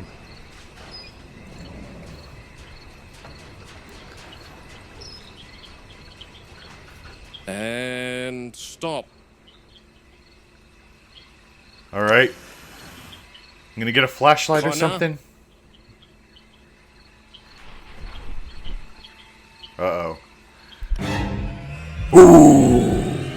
Yeesh. Oh, that is gnarly. That is very gruesome. I guess you could say Rexy wasn't the only one lethargic after a big meal. Finally finished hosing the transport container out. Ah. Hosed Daisy down too. What a disaster. One of the worst days I've experienced in animal management. I've seen men injured, I've seen men killed. Africa teaches you that much. But it never becomes routine. It never becomes easier. The transport container, there wasn't much left to investigate. I collected what was left of Connor, his work boot, a few scraps of his uniform, nothing more. The sight alone was enough to send the workmen back to the lodge. Several couldn't bear to remain. One of the fellows stopped to speak with me before he left. Said Connor had been his closest friend on the island. Oh. He couldn't finish the sentence, simply broke down in tears. Packed his belongings and boarded the first helicopter this morning. People often think this profession is about tranquilizers, fences, and dangerous animals. The greatest burden is usually carried long after the incident is over. You learn every keeper by name, you have meals together, you celebrate birthdays. You become accustomed to seeing the same faces every morning. Then one day, one of those faces is gone, and you're expected to carry on as though nothing's happened. That's the part no one prepares you for. Working with That's dangerous animals demands more than physical courage. It asks something of your mind. Every loss stays with you. Every mistake replays itself. You begin wondering whether there was something you could have noticed, something you should have done differently. And that's a difficult thing to live with. And Daisy, even after all these years, I find this difficult to look at. Baryonyx are piscivores through and through, but someone consume a man. She's bloated. Like, see, she's really fat right here. That's probably Connor being digested. I think that makes it worse. Her abdomen is enormously distended. Oh, there we I go. don't think I need to say what's inside, though the meal appears to have killed her. Large reptiles occasionally overestimate what they can safely swallow. Wait, she's Similar dead? cases in pythons attempting to consume deer too large to digest efficiently. Crocodilians have likewise been found dead after taking prey beyond what their bodies could reasonably process. So she's dead? The digestive system simply reaches its limit. Aww. Combined with the stress of Daisy. capture, transport, and her existing injuries, It's proven fatal. Which brings me to something else. Daisy arrived from Isla Sorna and immediately suffered a concussion. She was disoriented. For veterinary observation, we separated her from her 3 sisters. Looking back, I suspect several factors converged. Head trauma, isolation from family, unfamiliar environment, transport stress. None of these excuses what happened. Get out of But there, you little together, punk, they you help little explain bastard. behavior that was entirely out of character for the species.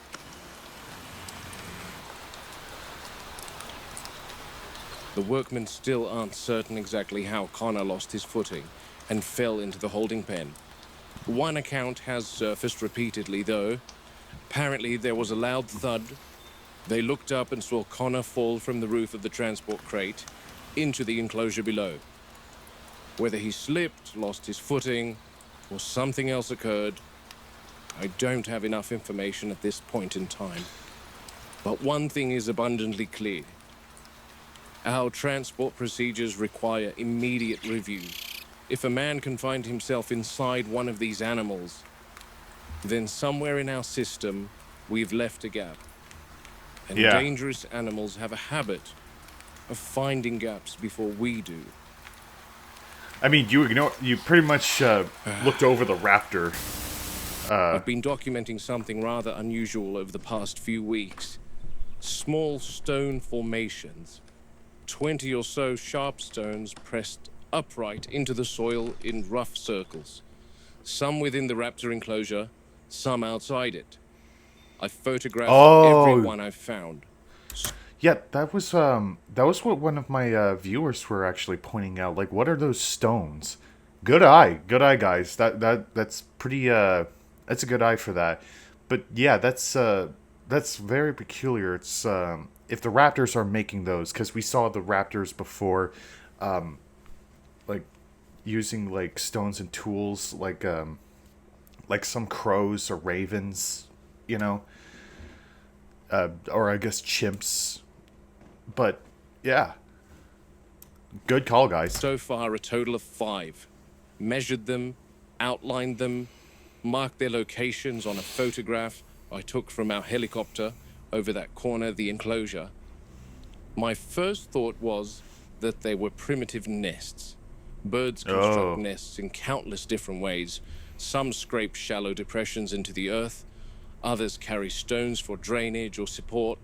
Penguins steal pebbles from one another constantly during the breeding season. Even crocodilians clear and prepare nesting sites before laying eggs. And since these animals truly are descendants of ancient theropods, then perhaps some instinct has survived. Perhaps they were preparing nest sites, despite InGen's assurances that breeding is not possible. It seemed a reasonable explanation until I began watching more closely. Note that it's extremely difficult to see these so-called nests from surveillance cameras. I've had to rely on eyewitnessing the following findings. There are 3 raptors in this enclosure. I expected one individual to construct the nests, perhaps the big one, or perhaps whichever one happened to be approaching a breeding cycle. Instead, all 3 make them. Not together, not cooperatively. One begins a circle. Sometime later, another adds stones somewhere entirely different. There's no consistency. If this were reproductive behavior, I'd expect one female to claim a site and defend it. Instead, every animal appears equally interested. That was the first crack in my theory. The stone circles outside the enclosure are an even greater anomaly. Same size, same stones, same rough construction. Outside the fence, well beyond where the raptors could possibly reach. That complicates things. Perhaps the raptors weren't inventing this behavior at all. Perhaps they were mimicking something they've seen. Monkeys are intelligent enough to manipulate objects and use tools. Certain birds arrange stones during courtship. Corvids in particular will investigate almost anything unusual. Crazy that we're seeing Muldoon's face. I spent 2 nights watching the surrounding forest using a trail cam mounted to the fence, looking for capuchin and howler monkeys, curassows, ground birds, anything that might be responsible.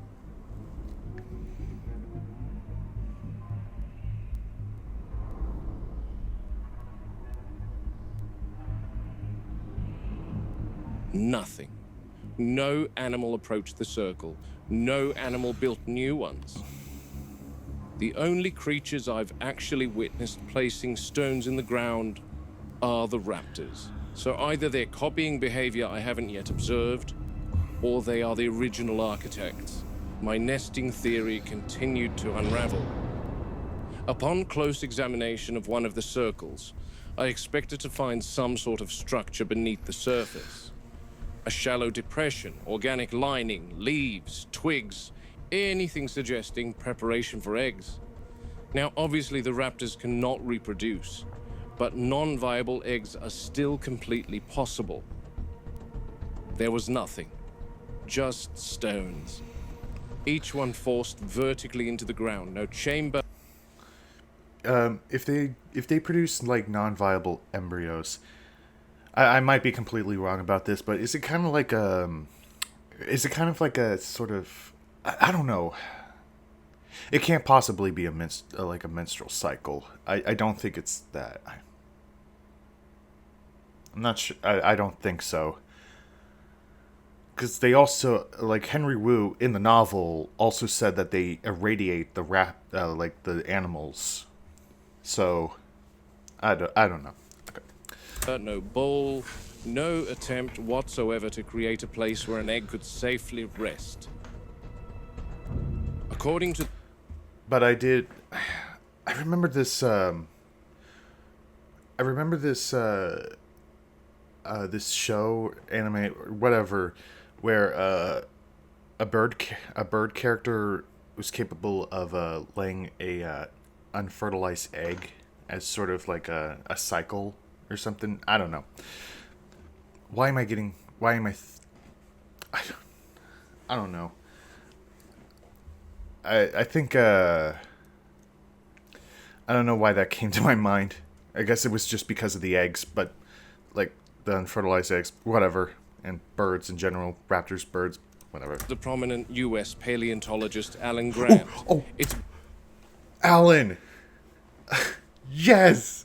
Yes. Oh my gosh. Yes. Oh, hell yeah. Thank you, Ali Awada. Thank you for honoring like Sam Neill's legacy, man. Oh my god. Yes. Oh. Rest in peace, Sam Neill. But thank you so much for especially referencing Alan Grant and honoring Sam Neill's legacy by referencing the character he's most known for. Thank you. Believe that dromaeosaur nesting behavior closely resembled that of modern birds. An open ground nest about the size of the mother's body, which is actively guarded until the youngsters hatch. Whatever these circles are, they aren't designed to hold anything, nor allow an adult to sit comfortably and brood. Then I started to watch how the raptors behaved around the stones. Again, nothing fit. They don't guard them, no ceremony, no display, no interest. They simply ignore them. Occasionally one pauses, looks up, is that a reference? Then simply ignores again. If I hadn't watched her place the stone myself, I'd swear the formation meant nothing to her. That leaves me with a problem. Every explanation I've come up with has failed. They're not nests, they're not territorial displays, they don't appear to be courtship offerings, they're not sleeping sites, and if another species is responsible, I've yet to find the culprit. Which means I'm forced to admit something I don't much enjoy admitting. I don't know what I'm looking at.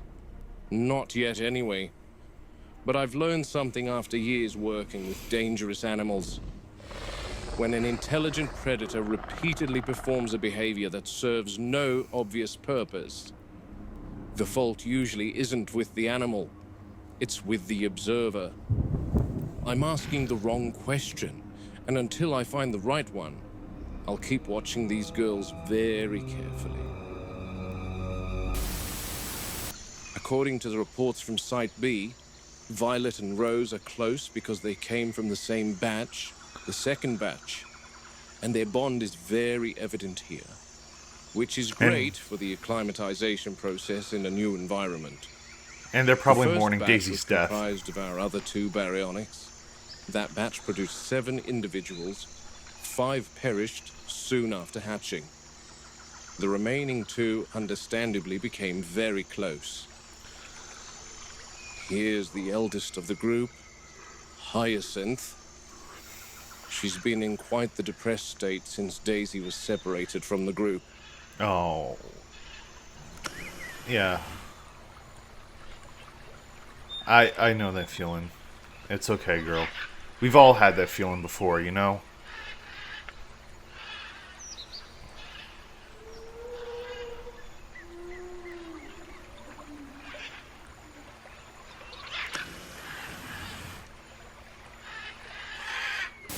Hyacinth tends to segregate herself from the other pair.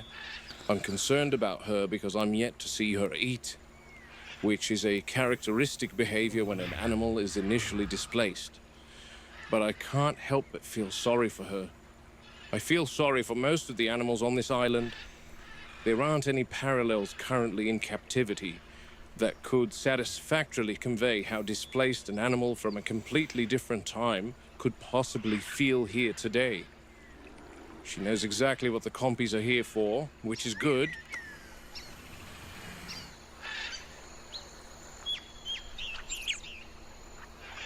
These little guys are utterly fearless, but I don't think she's going to find anything in there. Hyacinth hasn't eaten since she arrived, probably just detecting what's on Hyacinth's breath.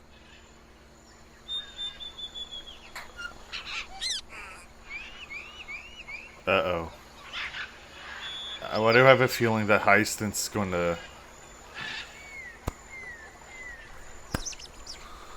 You know...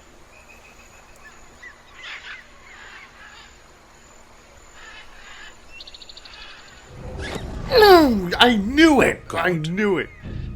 Well, there's her first meal. I knew it!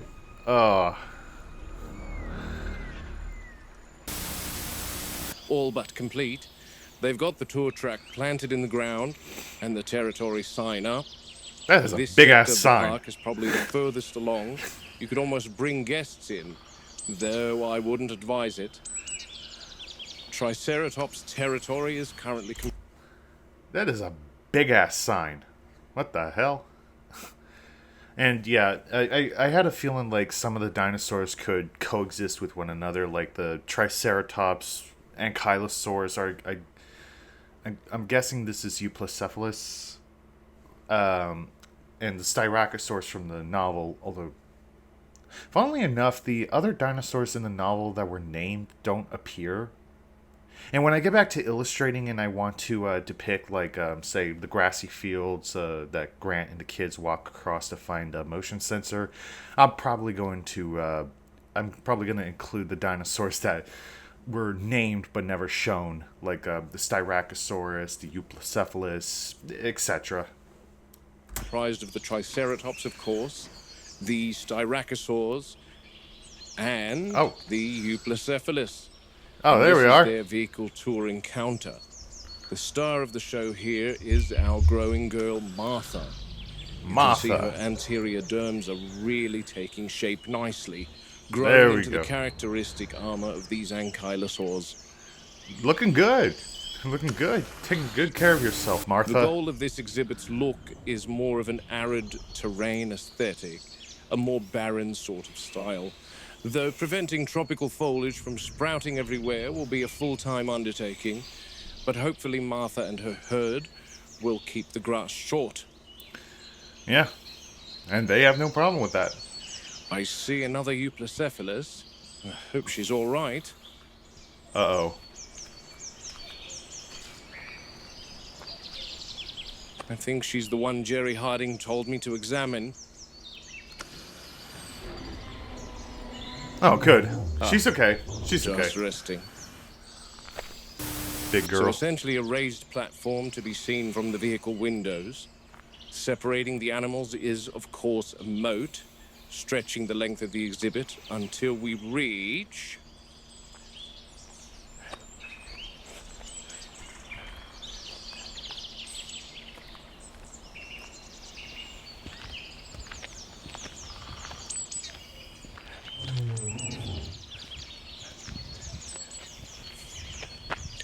a drain.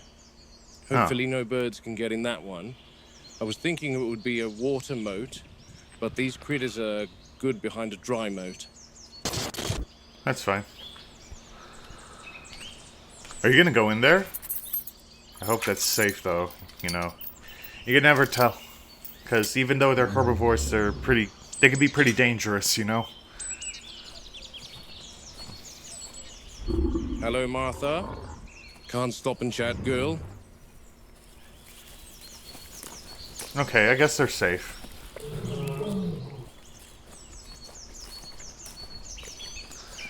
Yeah.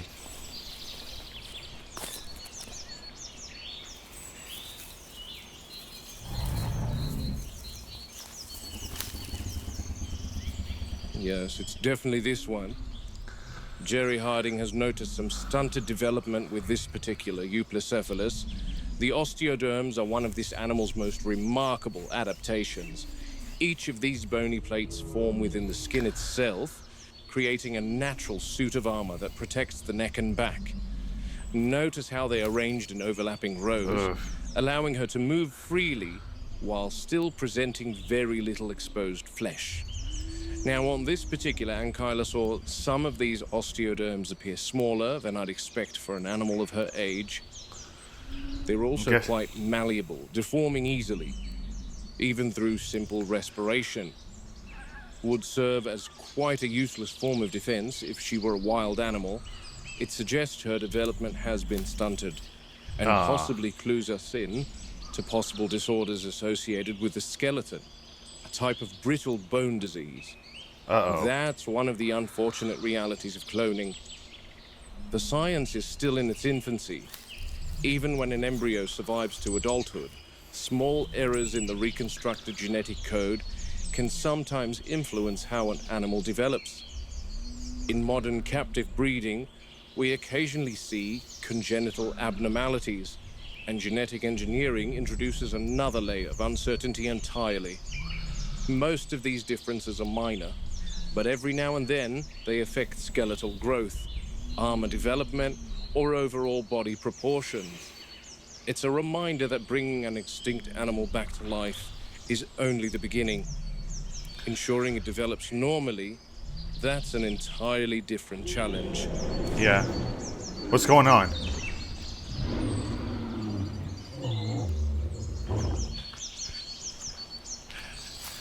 What's going on, girls?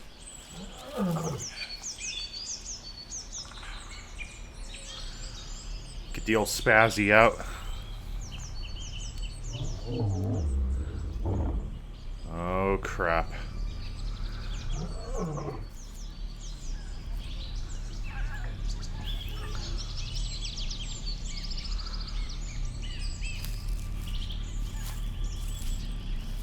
Oh, no. Oh.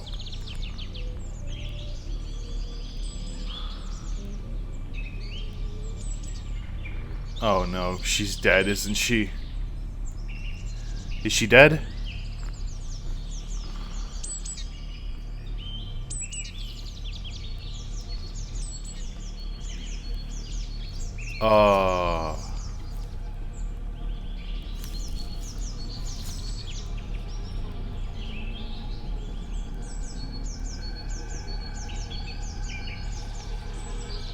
Yeah, she's probably dead. Ooh. Yeah, she's been ripped into. Oh.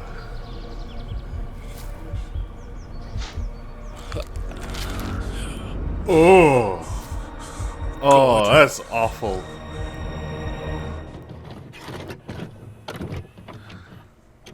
Volume 3. Okay. Alright, so... yeah. That was, yeah, make sure to like, subscribe, and notify. Alright. But, yeah. Okay, now... ugh. Oh, that was gross looking. Now,